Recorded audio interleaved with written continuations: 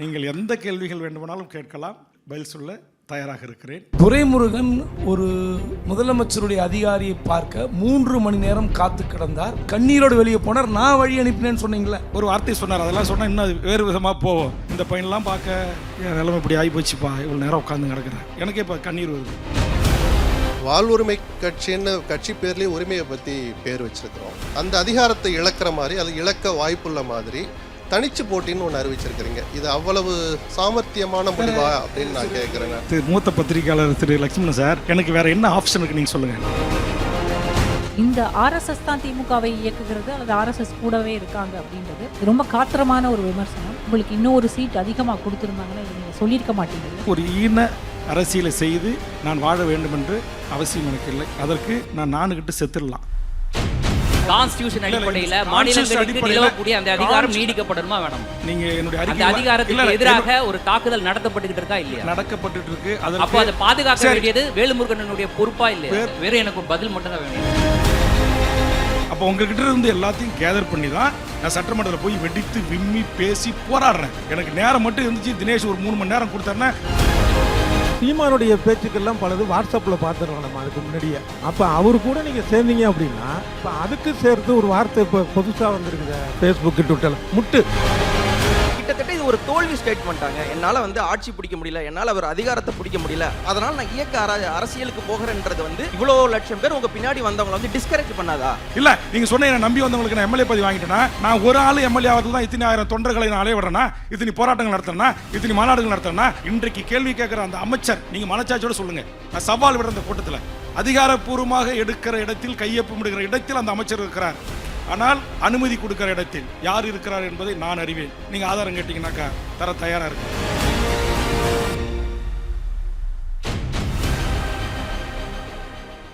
ஆச்சி மசாலா எந்த சமையலும் ருசி தேடும் ரகசியம் 20 ரூபாய்.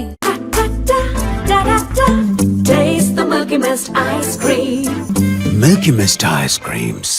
இந்த அற்புதமான ஒரு வாய்ப்பை எனக்கு ஏற்படுத்தி தந்த தினேஷ் அவர்களுக்கும், அவர் மூலமாக தமிழ்நாட்டின் மிக முக்கியமான பத்திரிகையாளர்கள், மூத்த பத்திரிகையாளர்கள், ஊடகவியலாளர் மற்றும் யூடியூப் சொந்தமாக நடத்துகின்றவர்கள், பத்திரிகையாளர் சங்கத்தினுடைய செயலர் உள்ளிட்ட எனக்கு 99% அறிந்த தெரிந்த ஷபீர், வணக்கம்.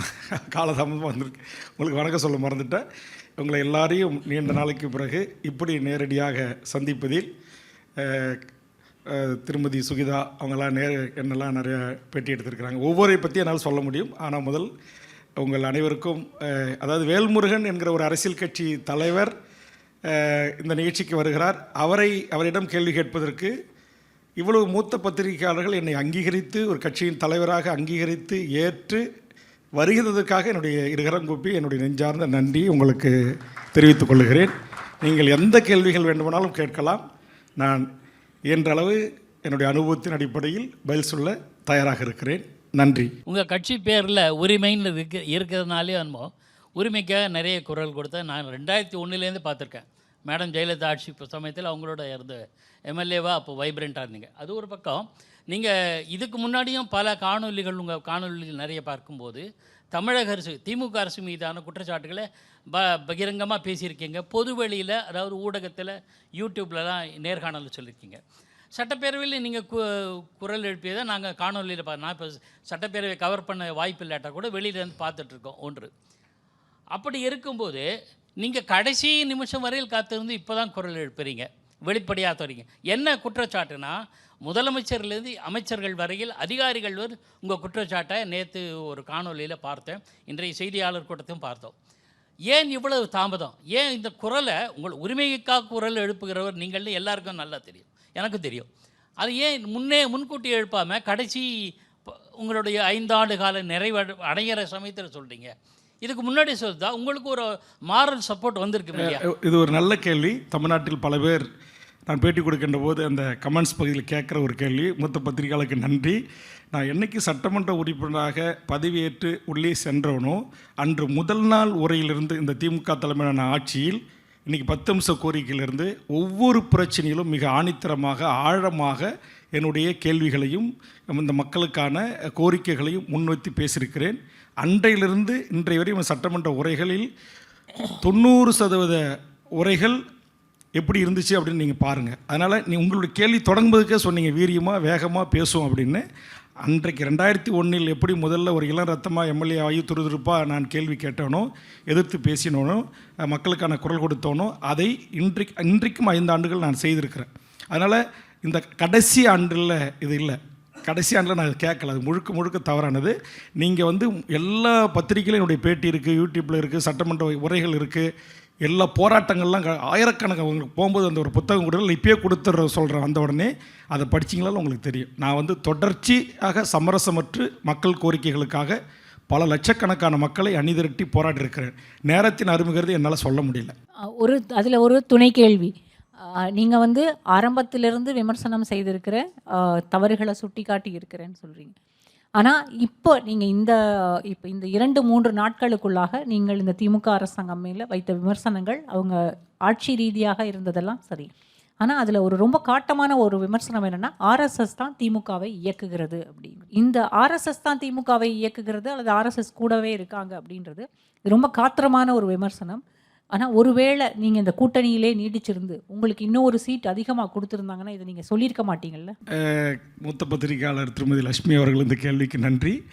உங்களுக்கு தெரியும், நானும் உங்களுடைய விவாதங்கள் எல்லாம் இங்கே வந்திருக்கிற அனைத்து பத்திரிகையாளருடைய இன்னைக்கு வரைக்கும் நீங்கள் அப்டேட் பண்ண அத்தனையும் நான் பார்ப்பேன். எனக்கு இரவு தூங்க போகிறதுக்கே எனக்கு வந்து காலை 5 மணிலாம் ஆகிருக்கு, பார்த்துட்டு தான் நான் படுப்பேன். அத்தனை பேருடைய பேட்டியை நான் கவனிக்கக்கூடிய ஒருவன்.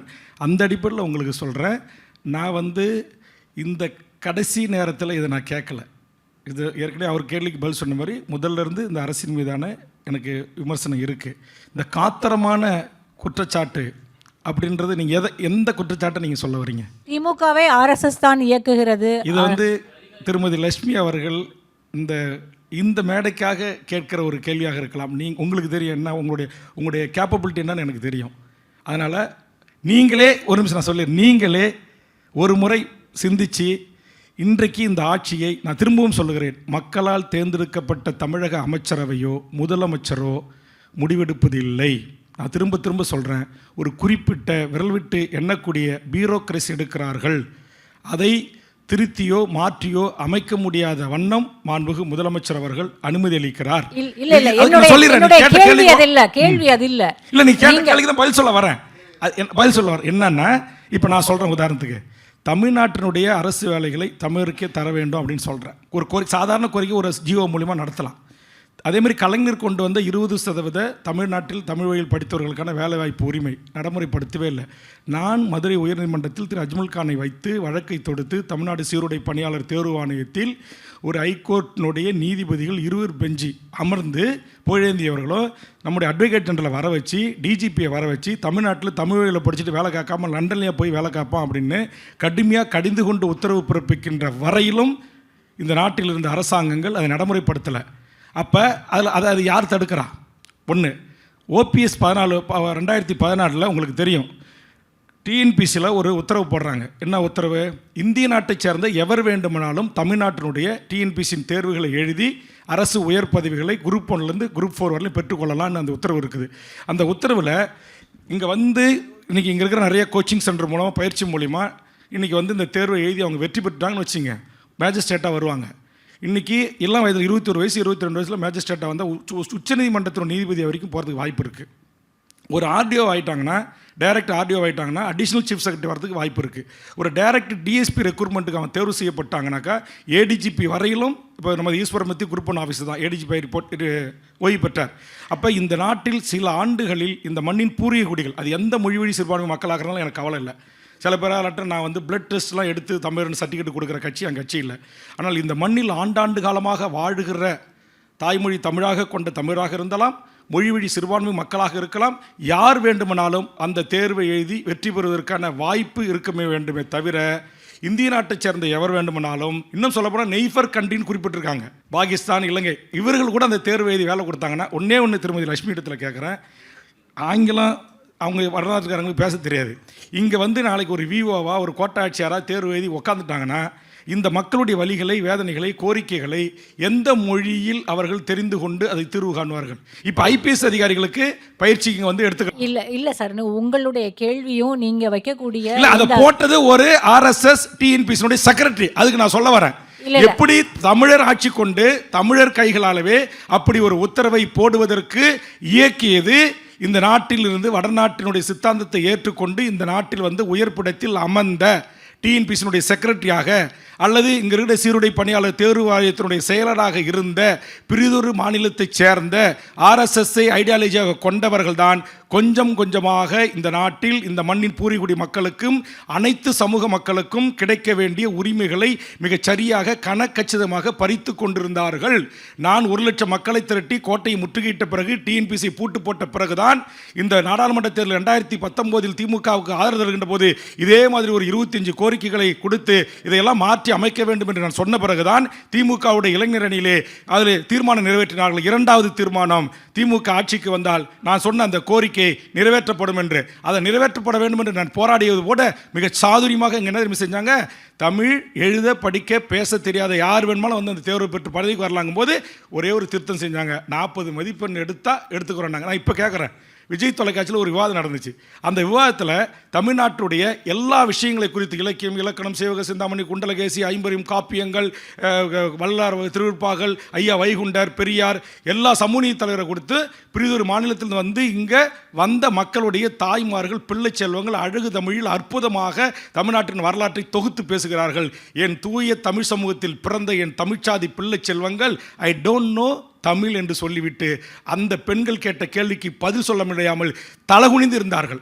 ஆக எப்படிப்பட்ட ஒரு தலைமுறை இந்த மண்ணில் உருவாகிறது என்கிற கவலை கொண்ட காரணத்தினால் உலகத்தில் ஒரு இனத்தில் தன்னுடைய தாய் மொழியாக தன் தேக்குமர உடல்களை தீக்கரையாக்கி மாண்டு போன இனம் தமிழ் இனம்.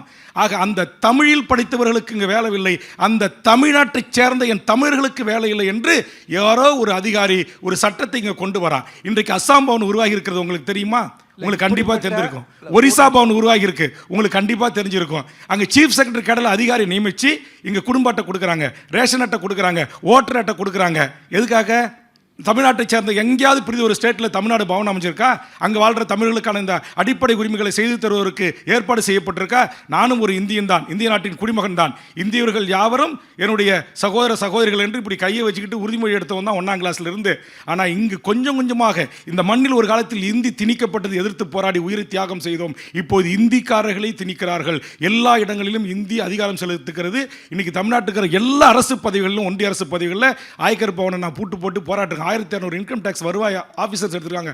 ஒருவன் கூட தமிழன் கிடையாது, சவுத் இந்தியனே கிடையாது. எப்படி திட்டமிட்டு நடத்தப்படுறது? ஆக எப்படி அரசு சார் அதிகாரி உங்களுக்கு சொல்கிறேன், தபால் நிலையத்தில் 24 மதிப்பெண்ணுக்கு 25 மதிப்பெண், 25 மதிப்பெண்ணுக்கு 24 மதிப்பெண் எடுக்கிறான் அந்த தேர்வில். அவன் தமிழ்நாட்டில் இருக்கிற தபால் நிலைய பணிகளுக்கு தேர்வு செய்யப்படுறான். அவனுக்கு தமிழ் எழுத தெரியாது, படிக்க தெரியாது, ஒன்றுமே தெரியாது. எப்படி 24 மதிப்பெண் எடுத்தாங்க? எப்படி வெளியிட்டாங்க? தமிழ்நாட்டில் இருக்கிற ஐஐடி பாலிடெக்னிக் விரிவுரையாளர்கள் எடுக்கிறாங்க 1200 பேர், 1150 பேர் வடநாட்டு பேர்கள், சர்மா, குர்மா, பாண்டே. லிஸ்ட்டு ஒட்டிய பிறகு தான் தெரிய வருது. வேல்முருகன் முற்றுகையிட்டு போராடி ஏகே விஸ்வநாதன் கமிஷன் சென்று மனு கொடுத்து அது போலியாக திட்டமிட்டு உருவாக்கப்பட்டது என்று 3 பேரை குண்டாஸ் அடித்தது வேல்முருகன். சிபிஐ விசாரணைக்கு உத்தரவிடுவதற்கு மனு அளித்த அன்றைக்கு இருந்த துரைக்குமார் டிஐஜி ஜாயின்ட் டைரக்டர் சந்தித்து ஓய்வு பெற்ற எஸ்பி திரு முருகன், அன்னைக்கு ஒரு ஜேடி, இங்கே இருக்கிற மூத்த பத்தியாளர்கள் என்ன எல்லாருக்கும் தெரியும், சிபிஐயில் இருந்தார். ஆக நான் 40 ஆண்டு காலமாக இந்த தமிழ் சமூகத்தில் நடக்கிற அநியாயங்களை, அக்கிரமங்களை, அட்டூழியங்களை கூர்ந்து கவனிப்பேன். உங்களை போன்று சில பத்திரிகைகளிலும் சில ஃப்ரீலான்ஸ் என்று சொல்வார்கள், அதுபோல் ஒரு பத்திரிகையாளர்களாக சின்ன சின்ன பத்திரிகைகளில் இருந்து அனுபவம் பெற்றவன். ஆக இந்த நாட்டில் என்ன உங்களை போன்று பல பத்திரிகை நண்பர்களோடு தொடர்பில் இருக்கக்கூடியவன். அப்போ உங்ககிட்ட இருந்து எல்லாத்தையும் கேதர் பண்ணி தான் நான் சட்டமன்றத்தில் போய் வெடித்து விம்மி பேசி போராடுறேன். அதிமுக ஆட்சியிலும் போராட்டிருக்கேன், திமுக ஆட்சியிலும் போராட்டிருக்கேன். அப்போ என் கண் முன்னால் என் உரிமைகள் பறிபோகிறது, தமிழ் சமூகத்தின் வாழ்வுரிமை பறிபோகிறது.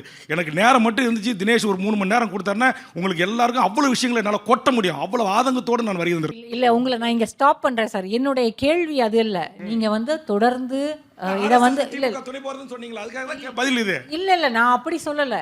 நான் கேட்ட கேள்வியே வேற. அதாவது நீங்கள் இதை ஆரம்பத்திலேருந்து இதுக்கான போராட்டங்களை நீங்கள் நடத்திக்கிட்டே இருக்கீங்க, எல்லாருக்குமே தெரியும். ஆனால் இப்போ வெளியில் வந்த பிறகு இந்த இந்த இந்த ஒற்றை வரி இருக்கு இல்லையா, ஆர்எஸ்எஸ் இயக்குகிறது அப்படின்றது எவ்வளோ பெரிய விமர்சனம். ஒருவேளை திமுக கூட்டணியில் உங்களுக்கு இன்னொரு சீட் அதிகமாக கொடுத்து நீங்கள் கூட்டணிக்குள்ளே இருந்திருந்தீங்கன்னா இப்போ இதை நான் கேட்குறேன், இன்னொரு சீட்டு கூடுதலாக வேல்முருகனுக்கு கொடுக்கவே இல்லை, இல்லை கொடுக்குறது அவங்க தயாராக இல்லைன்றது உங்களுக்கு தெரியுமா? இல்லை நான் எங்கேயாச்சும் சொன்னேன்னா எனக்கு இன்னொரு சீட்டு கொடுக்கல, அதுக்காக மட்டும்தான் வெளியே வந்து எங்கேயாச்சும் சொல்லியிருக்கேன். திருமதி லட்சுமி அவர்களே, நான் சீட்டே கேட்கல, நான் 10 அம்ச கோரிக்கைகளை நிறைவேற்றி கொடுங்கள், மீண்டும் நீங்கள் ஆட்சிக்கு வரணும்னு சொன்ன கடைசி கூட்டத்தொடரில் நீங்க முதலமைச்சரை நீங்களாம் வரணும்னு நான் பேசியிருக்கிறேன். ஒரு நிமிஷம், இவங்க லட்சுமியுடைய கேள்வியை நான் கொஞ்சம் வேற மாதிரி கேட்குறேன். 5 வருடங்களாக திமுக ஆட்சி இப்படி செயல்பட்டு இருந்ததுன்னு ரொம்ப தெளிவா சொன்னீங்க. அப்படிப்பட்ட திமுக கூட்டணியில் நீங்க இணையறதுக்கு விரும்புறீங்க, அதுக்கு என்ன காரணம்? அதான் நான் சொல்றேன். நான் வந்து இப்போ சொன்ன மாதிரி 25 கோரிக்கைகளை 2019 கோரிக்கையாக முன்வைத்து தான் முதலமைச்சரிடத்தில் காங்கிரஸ் மேடையில் ஏற மாட்டேன், காங்கிரஸுக்கு வாக்கு கேட்க மாட்டேன், ஈழத்தில் என் இனத்தை படுகொலை செய்தது காங்கிரஸ், உங்களை ஆதரிக்கிறேன், எனக்கு இந்த கோரிக்கைகளை எல்லாம் நீங்கள் ஆட்சிக்கு வந்த உடனே செய்து தர வேண்டும் என்று கொடுத்துட்டு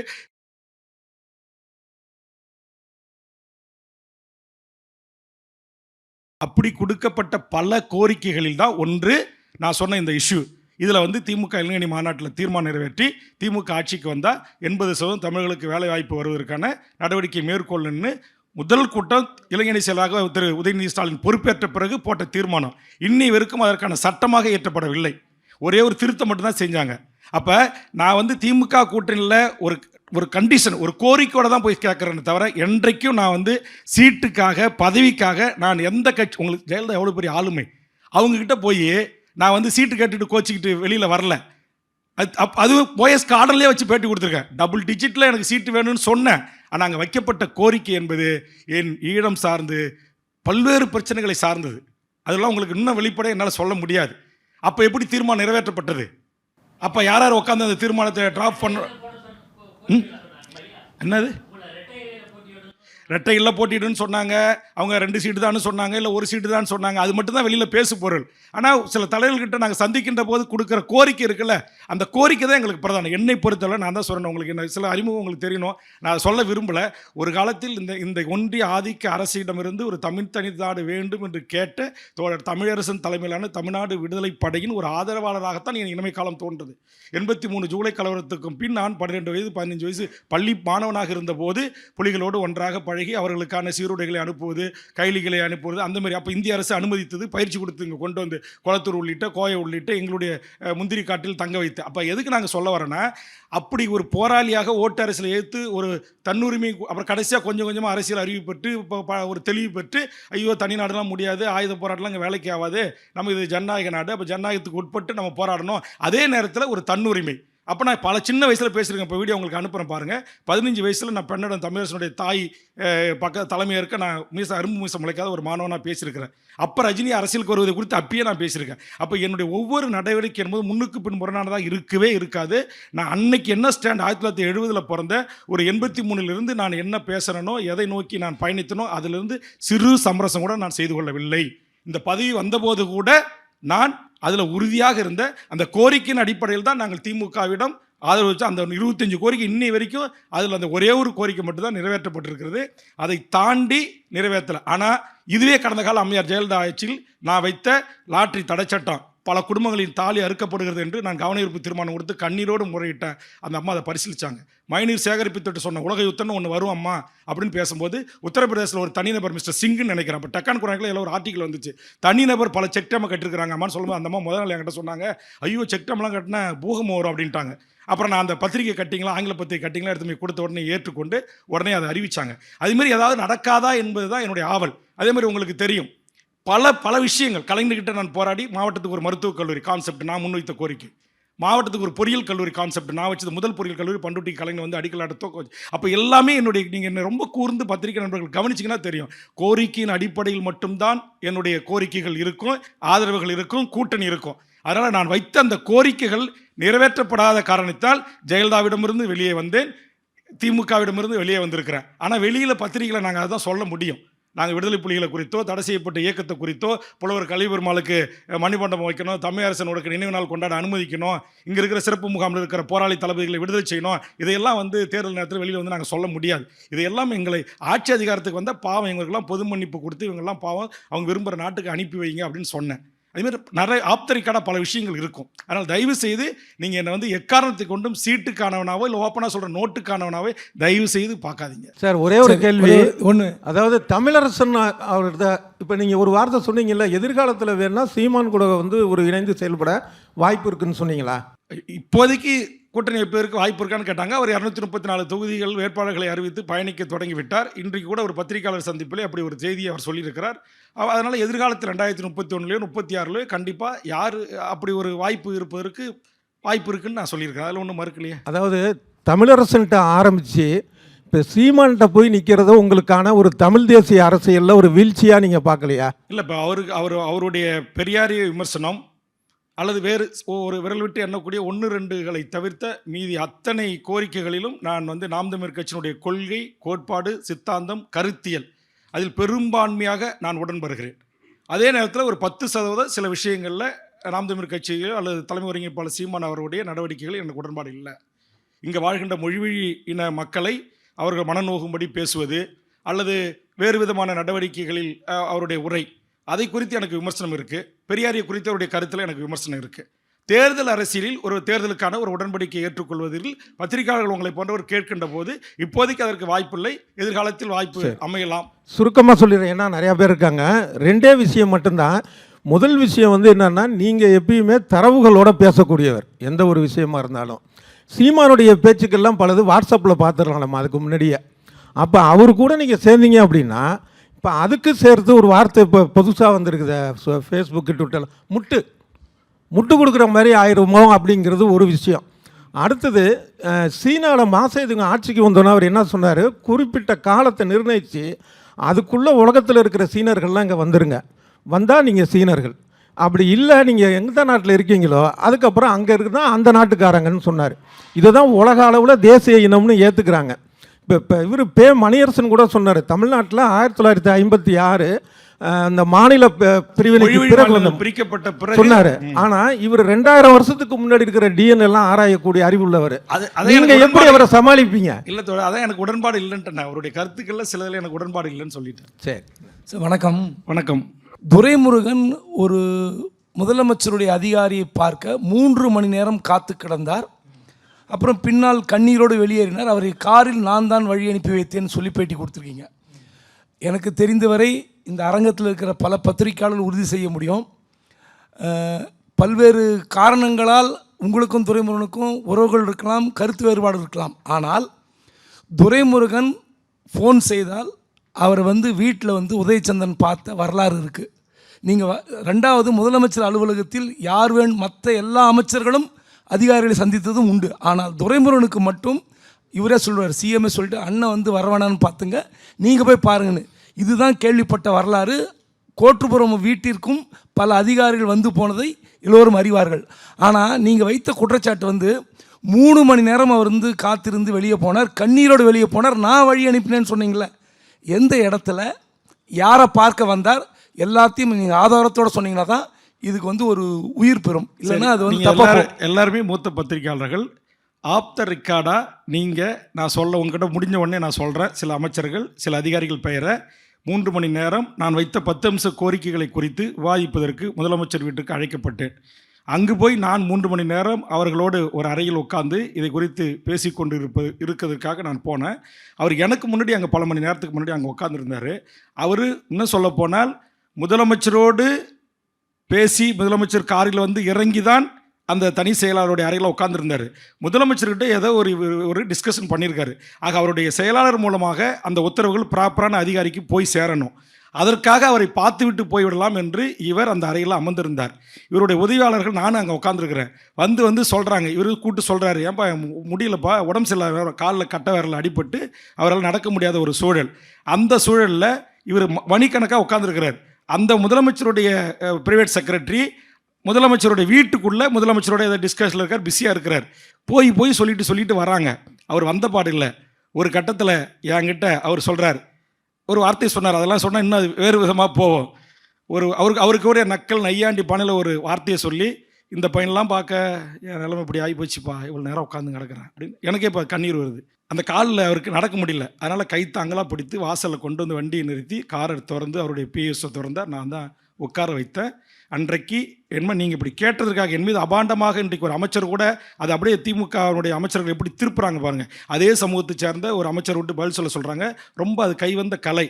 அது என்ன சொல்கிறாங்க, முதலமைச்சரை பார்ப்பதற்காக காத்து கிடந்தார் என்று வேல்முருகன் அபாண்டமாக பழி சொல்லுகிறார். ஆனால் மூத்த பத்திரிகையாளர் திரு குபேந்திரன் அவர்களாச்சு கண்ணியத்தோடு முதலமைச்சரின் செயலாளரை பார்க்க காத்து கிடந்தார். எந்த இடம்னு சொல்லுங்க அப்படின்னீங்க. முதலமைச்சருடைய இல்லம். இப்போது வேணுமா நான் சவால் விடுகிறேன். நீங்கள் கேட்ட கேள்விக்காக நான் டேட் சொல்கிறேன்.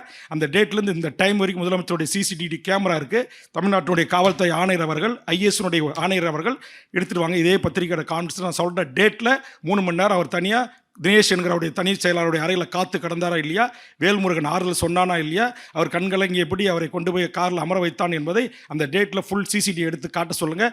நான் அரசியலை விட்டே ஒதுங்கி விடுகிறேன், பொது வாழ்க்கை விட்டே ஒதுங்கி விடுகிறேன். என் வாயிலிருந்து பொய்யே வராது, உண்மைதான் வரும். சில நேரத்தில் வேண்டுமானால் தவிர்ப்பேன். அதே மாதிரி இன்னொன்று சொன்னாங்க, மந்திரிகள் ஊழல் பட்டியலை வெளியிடுவேன்னு நான் சொல்லலை. நான் சொன்னது தெளிவாக பாருங்கள். தமிழ்நாட்டினுடைய ஒவ்வொரு சட்டமன்ற கூட்டத்தொடரிலும் இந்திய நாட்டுடைய தணிக்கைத்துறை அறிக்கை அந்த டேபிளில் வைப்பாங்க. அதில் நிர்வாக திறமை இல்லாமல் அமைச்சர்களுடைய நிர்வாக திறமையின்மை, நிதி கையாள்வு முறைகேடு, அந்த நிதியை கையாள்வதிலே தவறுகள் நடந்திருக்கு. அந்த அறிக்கை என் கையில் இருக்கிறது. அந்த அறிக்கையை கையில் வைத்துக்கொண்டு உங்களை நான் சந்திக்கிறேன்னு சொல்லி சவால் விட்டேன். உடனே பரபரக்கு தமிழக அமைச்சருடைய ஊழல் பட்டியலை வெளியிடுவேன். அப்போ ஊழல் செஞ்ச அரசாங்கத்தோட ஏன் வேல்முருகன் 5 வருஷம் இருந்தார், ஊழல் 5 வருஷம் ஆட்சியில் இருக்கிற வரைக்கும் ஊழல் உங்களுக்கு இனிச்சுதா, அப்படியெல்லாம் திமுகவுடைய யூடியூபர்ஸ், திமுகவினுடைய ஐடிவியும் கேட்குது. அதுக்கெல்லாம் நான் காலம் வருகின்ற போது பதில் சொல்ல தயாராக இருக்கிறேன். வணக்கம். துரைமுருகன் ஏன்னா எங்களுக்கு கொடுக்குற மாதிரி உங்களுக்கு அசம்பிளி ரிப்போர்ட்டர்ஸ்க்கு அறிக்கையை கொடுப்பாங்க. இந்திய நாட்டுடைய ஆடிட் அக்கௌண்ட் ஜெனரல். இன்னும் பெருமையாக நான் சொல்கிறேன், இந்த நாட்டுடைய பல தணிக்கைத்துறை அதிகாரிகள் இங்கே தலைவராக இருக்கின்ற போது, நான் குழுனுடைய அந்த உறுப்பினராக இருந்தது ஆய்வு செய்த போது திரு தீத்தன் ஐஏஎஸ்லேருந்து பல அக்கௌண்ட் ஆடிட்டர்கள் என்னை கூட்டு தனிப்பட்ட முறையில் பாராட்டி எனக்கு இதுமாரி விடுதிகளை அழைத்து உணவு கொடுத்து உபசரித்திருக்காங்க. ஒரு எம்எல்ஏ இப்படி தாங்க இருக்கணும், அவங்க தான் எங்களுக்கு இன்புட் கொடுப்பாங்க. அதை வச்சு தான் நான் கொஸ்டின் பண்ண முடியும். அதை படிப்பேன். 1000 பக்கம் 2000 பக்கம். இன்றைக்கி இந்திய நாட்டுடைய ஜனாதிபதி என்ன இது நம்முடைய மக்களவைத் தலைவர், மாநிலங்களவை தலைவர்கள் பாராட்டிருக்காங்க. 15,000 அஷூரன்ஸில் 12,000 அஷூரன்ஸை கிளியர் பண்ணியிருக்கேன்.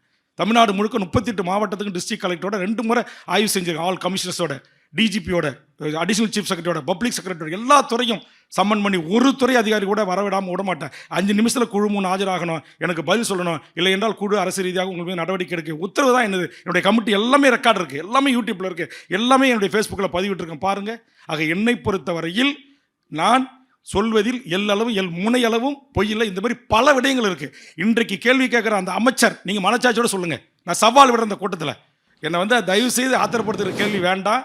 அது மக்கள்கிட்ட வேறு மாதிரி போயிடக்கூடாதுதான் நான் அமைக்க வாசிக்கிறேன். இன்றைக்கி கேள்வி கேட்ட அந்த அமைச்சருடைய துறை, அவர் வச்சிருக்காருல 2 துறை, அந்த துறைக்கான அதிகாரம், அந்த துறைக்கான முடிவு அதிகாரப்பூர்வமாக எடுக்கிற இடத்தில், கையொப்பமிடுகிற இடத்தில் அந்த அமைச்சர் இருக்கிறார்.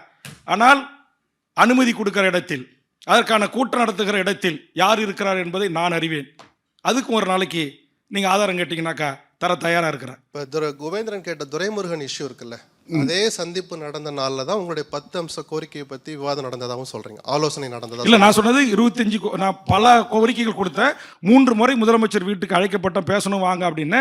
3 முறையும் முதலமைச்சர் அவர்களை என்னை சந்திப்பதற்கு ஏற்பாடு செய்யவில்லை.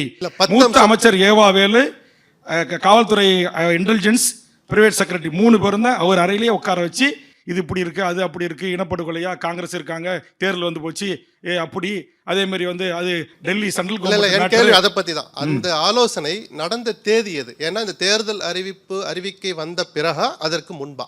ஒரு ஆண்டுக்கு, அதாவது கிட்டத்தட்ட 3 ஆண்டுகளாக இந்த கூட்டம் நடந்துகிட்டு இருக்கு. நான் தான் சொல்றேன், டே 1லேருந்து இதுக்கான கடைசி கூட்டம் நடந்து எவ்வளோ நாள் ஆச்சு? இது தொடர்பான ஆலோசனை கூட்டம் உங்களோடு நடந்து எத்தனை நாள் ஆச்சு? 1 வருஷம் ஆயிருக்குமா? ஒரு கூட்டம் நடந்து 1 வருஷம் ஆயிருக்கும். இன்னொரு கூட்டம் நடக்கும்போது ஆட்சியே முடிய போது இப்போனாச்சும் பண்ணி கொடுங்கன்னு கடந்த ஒரு 6 மாதத்திற்கு முன்பாக. இதைத்தான் நான் கேட்க வந்தேன். என்னன்னா கிட்டத்தட்ட இப்போ ஒரு காபந்து அரசு தான் இது இருக்கு. 6 மாதம் முன்னாடியே அந்த 10 கோரிக்கைகளில் சிலதுக்கெல்லாம் சில காரணங்களை சொல்லி உடனடியாக அதை அமல்படுத்த முடியாது, நிறைவேற்ற முடியாதுன்ற கருத்தை உங்ககிட்ட சொல்லியாச்சு. இப்போ இந்த காபந்து அரசால என்ன செய்ய முடியும்னு நீங்க நம்பி? காபந்து அரசால நான் சொல்லல, திமுக அரசால தான். நான் டே 1 அவர் ஏற்கனவே கேட்ட கேள்வி தான். ஒரு 6 மாசம் முன்னாடியாவது வேல்முருகன் வெளியே வந்திருக்க வேண்டாமா? கரெக்டான கேள்வி கேட்டீங்க. 6 மாதத்துக்கு இல்லை, 3 ஆண்டுகளுக்கு முன்பே என்னுடைய பதவியை ராஜினாமா செய்து நான் கையில் கடிதத்தோடு சென்று நான் மூத்த அமைச்சர் ஒரு இடத்தில் முறையிட்ட போது எனக்கு எழுந்து உடனே பதறி கையை பிடித்து கொண்டு, வேண்டாம் நிறைய பிரச்சனை இருக்குது, தயவு செய்து ஒத்துழைப்பு கொடு வேல்முருகா, எல்லாம் சரியாயிடும், அமைதியாயிரு, நான் பேசுகிறேன் அப்படின்னு சொன்னார். அதுக்கும் பிறகு ஒரு 2 ஆண்டுகளுக்கு முன்பு இன்னொரு மூத்த அமைச்சர் வீட்டுக்கே போய், அண்ணா என்னால் சத்தியமாக முடியலண்ணா, என்னை விட்டுருங்கண்ணா, கோச்சிக்காதீங்க, நீங்கள் தான் இட்டு போய் இந்த கூட்டில் என்னை சேர்த்து விட்டீங்க அப்படின்னு சொல்லி அவர்கிட்டையும் பேசினேன். தேவைப்பட்டால் மனச்சாட்சியோட ஆப்தரிக்காடாக அந்த அமைச்சர்கள் பேரை நான் சொல்கிறேன், நீங்கள் அவங்ககிட்ட கேட்டு, அவங்க வீட்டில் பிள்ளை இருக்கும், குழந்தை இருக்கும், அவங்களாம் சாமி கும்பிட்ற மந்திரிங்க தான், கேட்டு உண்மையை தெரிஞ்சுக்கிங்க. சரி, அடுத்த ஒரு கேள்வி தான். வாழ்வுரிமை கட்சின்னு கட்சி பேர்லேயே உரிமையை பற்றி பேர் வச்சிருக்கிறோம். அதிகார அரசியல் எவ்வளோ அவசியம்னு உங்களுக்கு நல்லாவே தெரியும். அதிகாரம் இருந்ததுனால தான் சட்டமன்றத்தில் உங்களுடைய குரல் ஒலிச்சது. அந்த அதிகாரத்தை இழக்கிற மாதிரி, அது இழக்க வாய்ப்புள்ள மாதிரி தனிச்சு போட்டின்னு ஒன்று அறிவிச்சிருக்கிறீங்க. இது அவ்வளவு சாமர்த்தியமான எனக்கு வேறு என்ன ஆப்ஷன் இருக்குது நீங்கள் சொல்லுங்கள். நான் தேர்தல் அரசியலுக்கு நான் சொன்னேன் ஏற்கனவே இயக்க அரசியலிருந்து ஓட்டு அரசியலுக்கு வந்துட்டேன், ஜனநாயக பாதைக்கு திரும்பிட்டேன். அப்போ அந்த ஜனநாயக பாதைக்கு திரும்பிய இடத்துலேருந்து நான் சொன்ன இந்த இயக்கங்களிலிருந்து வந்த போராளிகள் தான் நிறைய பேர் இருக்காங்க. இப்போ நாம் தமிழர் கட்சியிலேருந்து விலகி வந்த 2ஆம் கட்டத்தில் இங்கே கூட திரு புகழேந்தி மாறன் போன்றவர்கள் வந்திருக்காங்க. கிட்டத்தட்ட ஒரு 15-20 அந்த கட்சியினுடைய தூண்களாக இருந்து அறியப்பட்ட முகங்கள் எல்லாரும் இப்போ என் கூட இருக்கிறாங்க. நான் சொன்ன இந்த ஆயுத குழுக்களிலிருந்து வேறு வேறு பணி முற்போக்கு திரு உதயகுமாரன், பச்சை தமிழகன் போன்றவர்கள், தமிழர் ஒருங்கிணைப்பு இயக்கம் திரு வெற்றிக்குமரன் போன்றவர்கள், இந்த மாதிரி எண்ணற்ற சின்ன சின்ன இயக்கங்கள், இஸ்லாமிய தலைவர்கள் எல்லாரும் என்னோட சேர்ந்து கட்சியில் இணைஞ்சு கட்சி இன்னைக்கு மிகச்சிறப்பாக ஒரு வளர்கின்ற நிலையில் இருக்குது. அப்போ எனக்கு வந்து இந்த 5 ஆண்டு காலமாக ஒரு எம்எல்ஏவாக போய் இந்த சாதாரண சிறப்பு முகாமில் ஒரு பாஸ்போர்ட் ஆக்டில் கள்ளத்தோணியில் வந்தான்னு டிடைன் பண்ணி உள்ளே வச்சுருக்காங்க. இதே நிலையில் கடந்த அதிமுகவில் 2019க்கு முன்னாடி அம்மையார் ஜெயலலிதாவை நான் சந்தித்து இப்படி ஒரு பிரச்சனை இருக்குன்னு நான் மனு கொடுத்த போது உடனே கூப்பிட்டாங்க. கால் தி மிஸ்டர் டிஜிபி ராமானுஜம், ஞானதேசிகம் செக்ரட்டரிஸ். அவங்க இங்கிலீஷில் சொன்னாங்க, எனக்கு அவ்வளோ இங்கிலீஷ் ஃப்ளூயண்ட்டாக இல்லை. திஸ் இஸ் வேல்முருகன் ஏதாவது சொல்கிறாரு, அது என்ன கேளுங்க அப்படின்னாங்க. மீட்டிங் ஓகேப்பட்டது. நான் நேராக போனேன். ராமானு சார் உட்காந்தாரு. அம்மா சொல்லிட்டாங்க என்ன செய்யணும். ஒன்றும் இல்லை சார், நீங்கள் என்ன ஓய்வு போட்டிருக்காரு, இப்போ மனதிலிருந்து பேசுவார், கேளுங்க. இந்த அகதிகளாக வந்தவங்க எல்லாரையும் பாஸ்போர்ட் இல்லைன்னு பிடிச்சி உள்ளே போட்டிருக்காங்க, ஓவர் ஸ்டேன்னு சொல்லி ஃபைன் போடுறாங்க. அதையும் இல்லை சில பேர் பிடிச்சி திரும்பி டீடைன் பண்ணி இலங்கைக்கு அனுப்புனா அவன் சுட்டு கொண்டு போடுவான் அப்படின்னு சொல்லி நான் சொன்னபோது முதலமைச்சர் அவர்கள் துணிந்து முடிவெடுத்தாங்க. அவங்க எந்த விதத்தில்னாச்சும் வெளிநாட்டுக்கோ இலங்கைக்கோ அவங்க போகட்டும், நம்ம இந்தியாவில் அவங்க இந்தியாவுடைய இறையாண்மைக்கோ இங்கே சட்ட ஒழுங்கோ பிரச்சனை இல்லாமல் இருந்தாங்கன்னா எல்லாரையும் ரிலீஸ் பண்ணி அனுப்பிச்சி விடுங்க அப்படின்னாங்க. பல 100 பேரை விடுதலை செய்தாங்க. இதே கவர்மெண்ட்டில் கூட, இதே இந்த ஆட்சி வந்த பிறகு கூட நாங்கள் சில பேரை போராடி அங்கே உண்ணாவிரந்து மரத்து மேலே ஏறி நின்று மருந்து குடித்து இப்போ சக்தி என்கிற நாதன் ஒருத்தர் 1 மாதமாக இருக்கிற, நாளைக்கு இன்றைக்கி சாக கிடக்கிறாருன்றாங்க. அப்போ என்னுடைய கண்ணீருக்கெல்லாம் இதுதான் காரணம், இந்த அழுத்தத்துக்கு தான் காரணம். இதில் இன்னும் பெரிய கொடுமை என்ன, நீங்கள் எல்லாம் விசாரிங்க. நீங்கள் கியூ பிரான்ச் எஸ்பி தொடர்பு கொண்டு விசாரிங்க. பல கியூ பிராஞ்சினுடைய சாதாரண கான்ஸ்டபிள், நான் எல்லா அதிகாரியும் குறை சொல்லலை, அப்படி டீடைன் பண்ணக்கூடிய இளம் மனைவிகள், அவங்களுடைய வயது வந்த பெண்களை எங்கேயோ ஒரு முகாம்களில், சிறப்பு முகாம்களில் அங்கே உள்ளே இருப்பாங்க. இவங்க எங்கேயோ வீடு எடுத்து வாடகை அடிச்சிருப்பாங்க. குறிப்பாக வலசரவாக்கம், விருகம்பாக்கம், வடபழனி இந்த பகுதியில் எனக்கு அட்ரஸோடு நான் தரேன், நீங்கள் விசாரிச்சிங்க. நம்முடைய அந்த சில காம வெறிபிடித்த காவல்துறை இருக்கிற ஏதோ 100ல் ஒரு நபர்கள் அந்த பெண்களை, இளம் பிள்ளைகளை அவர்கள் கண்கொண்டு பார்க்கிற பார்வை, சிறையில் அடைத்து கிடக்கிற அந்த இலங்கை அகதியினுடைய வாழ்க்கை இணையரை தொலைபேசியில் வீடியோ காலில் வான்னு சொல்லி, இதெல்லாம் என்கிட்ட சாட்சிகள் இருக்குது. அப்புறம் தான் ஒரு கட்டத்துக்கு மேலே வெடித்து விம்மி நான் அழுதுருக்கிறேன். நேற்று கூட ஒரு பத்திரிகையாளர் சந்திப்பில் நான் அழுதுட்டேன் அந்த செய்திகள் எல்லாம் என்கிட்ட சொல்லும் போது. நான் இன்னும் எல்லார்கிட்டையும் உங்களுக்கு டேட்டாஸ் தரேன், நம்பர் தரேன், ஃபோன் நம்பர் தரேன். அவங்களுடைய குடும்பங்க தான் இருக்குது. இன்னும் சொல்லப்போனால் சில அகதிகளுடைய பிள்ளை செல்வங்களை என் சொந்த செலவில் இப்போது நான் படித்து வைத்து கொண்டிருக்கிறேன். அப்படி பல பேர் உள்ளே இருக்கிறாங்க. அவங்கள நீங்கள் டீடைன் பண்ணி திருப்பி இலங்கைக்கு அனுப்புனீங்கன்னா அவங்களை சுட்டுருவாங்க. ஏன்னா அவர்களெல்லாம் சில பேர் முக்கியமான தளபதிகள், முன்னாள் போராளிகள். இப்போ ராஜபக்சே கவர்மெண்ட்டே தடுத்து வைக்கப்பட்ட சிறப்பு முகாமில் உள்ள 8வது மாடியில் 9வது மாடியில் வச்சுருந்தவங்கள பொது மன்னிப்பு அளித்து விடுதலை பண்ணி நீங்கள் போய்ச்சிங்கன்னு சொல்லிட்டு மறுவாழ்வு கூட வாய்ப்பு பண்ணி கொடுத்துருக்கு. இந்திய அரசு கூட வீடு கட்டி கொடுத்துருக்கு.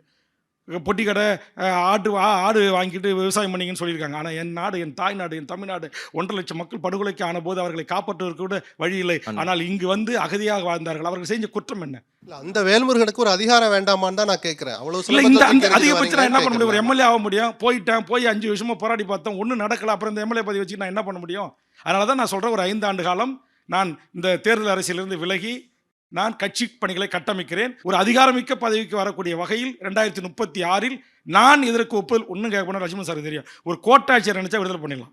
அதுக்கு பவரே டிஸ்ட்ரிக்ட் கலெக்டரும் கோட்டாட்சியர் தான். அந்த முகாமில் இருக்கிற ஒரு ஸ்பெஷல் தாசில்தார், அவன் நினச்சானா சிறப்பு முகாமில் ரெக்கமெண்ட் பண்ணி அனுப்பிச்சானா முடிச்சிருவாங்க. இன்னும் பெரிய கொடுங்க தெரியுங்களா, அவங்க எல்லோரும் இங்கே கைது செய்யப்படுறாங்கல்ல, பல வேறு பாஸ்போர்ட் ஆக்டில் ஓவர் ஸ்டேவில் அவங்களை கொண்டு போய் ஜெயிலில் அடிச்சிருவாங்க. நாங்கள் நீதிமன்றத்தில் போட்டு ஆர்டர் வாங்கிடுவோம், உயர்நீதிமன்றம் ஜாமீன் கொடுத்துரும். நாங்கள் ஜாமீன் கொடுக்கறதுக்கு யாருமே வரமாட்டாங்க. ஏன்னா அவர்கள் புலிகள், போராளிகள், முன்னாள் அப்படின்னு பயந்துக்கிட்டு. அப்போ என்னை போன்று துணிஞ்சு நாங்கள் ஜாமீன்தாரை நிறுத்தி கஷ்டப்பட்டு கொண்டு போய் காஞ்சிபுரம் கோர்ட்டில் நான் நிறுத்துகிறேன். மேஜிஸ்ட்ரேட்டை ஒரு கியூ பிரான்ச் எஸ்பி வந்து மிரட்டுறாரு என் கண் முன்னால். எங்களுக்கு கொடுக்குறாங்கலாம் டெரரிஸ்ட், இவங்களாம் இன்டர்போலால் தேட பொய்யா சொல்கிறாங்க. அப்புறம் நான் ஜாமீன்தாரை துணிஞ்சு அப்புறம் மேஜிஸ்ட்ரேட் கேட்குறாரு, நீங்கள் உங்களுக்கு பதிவு செய்யப்பட்ட அரசியல் கட்சி? ஆமாம்.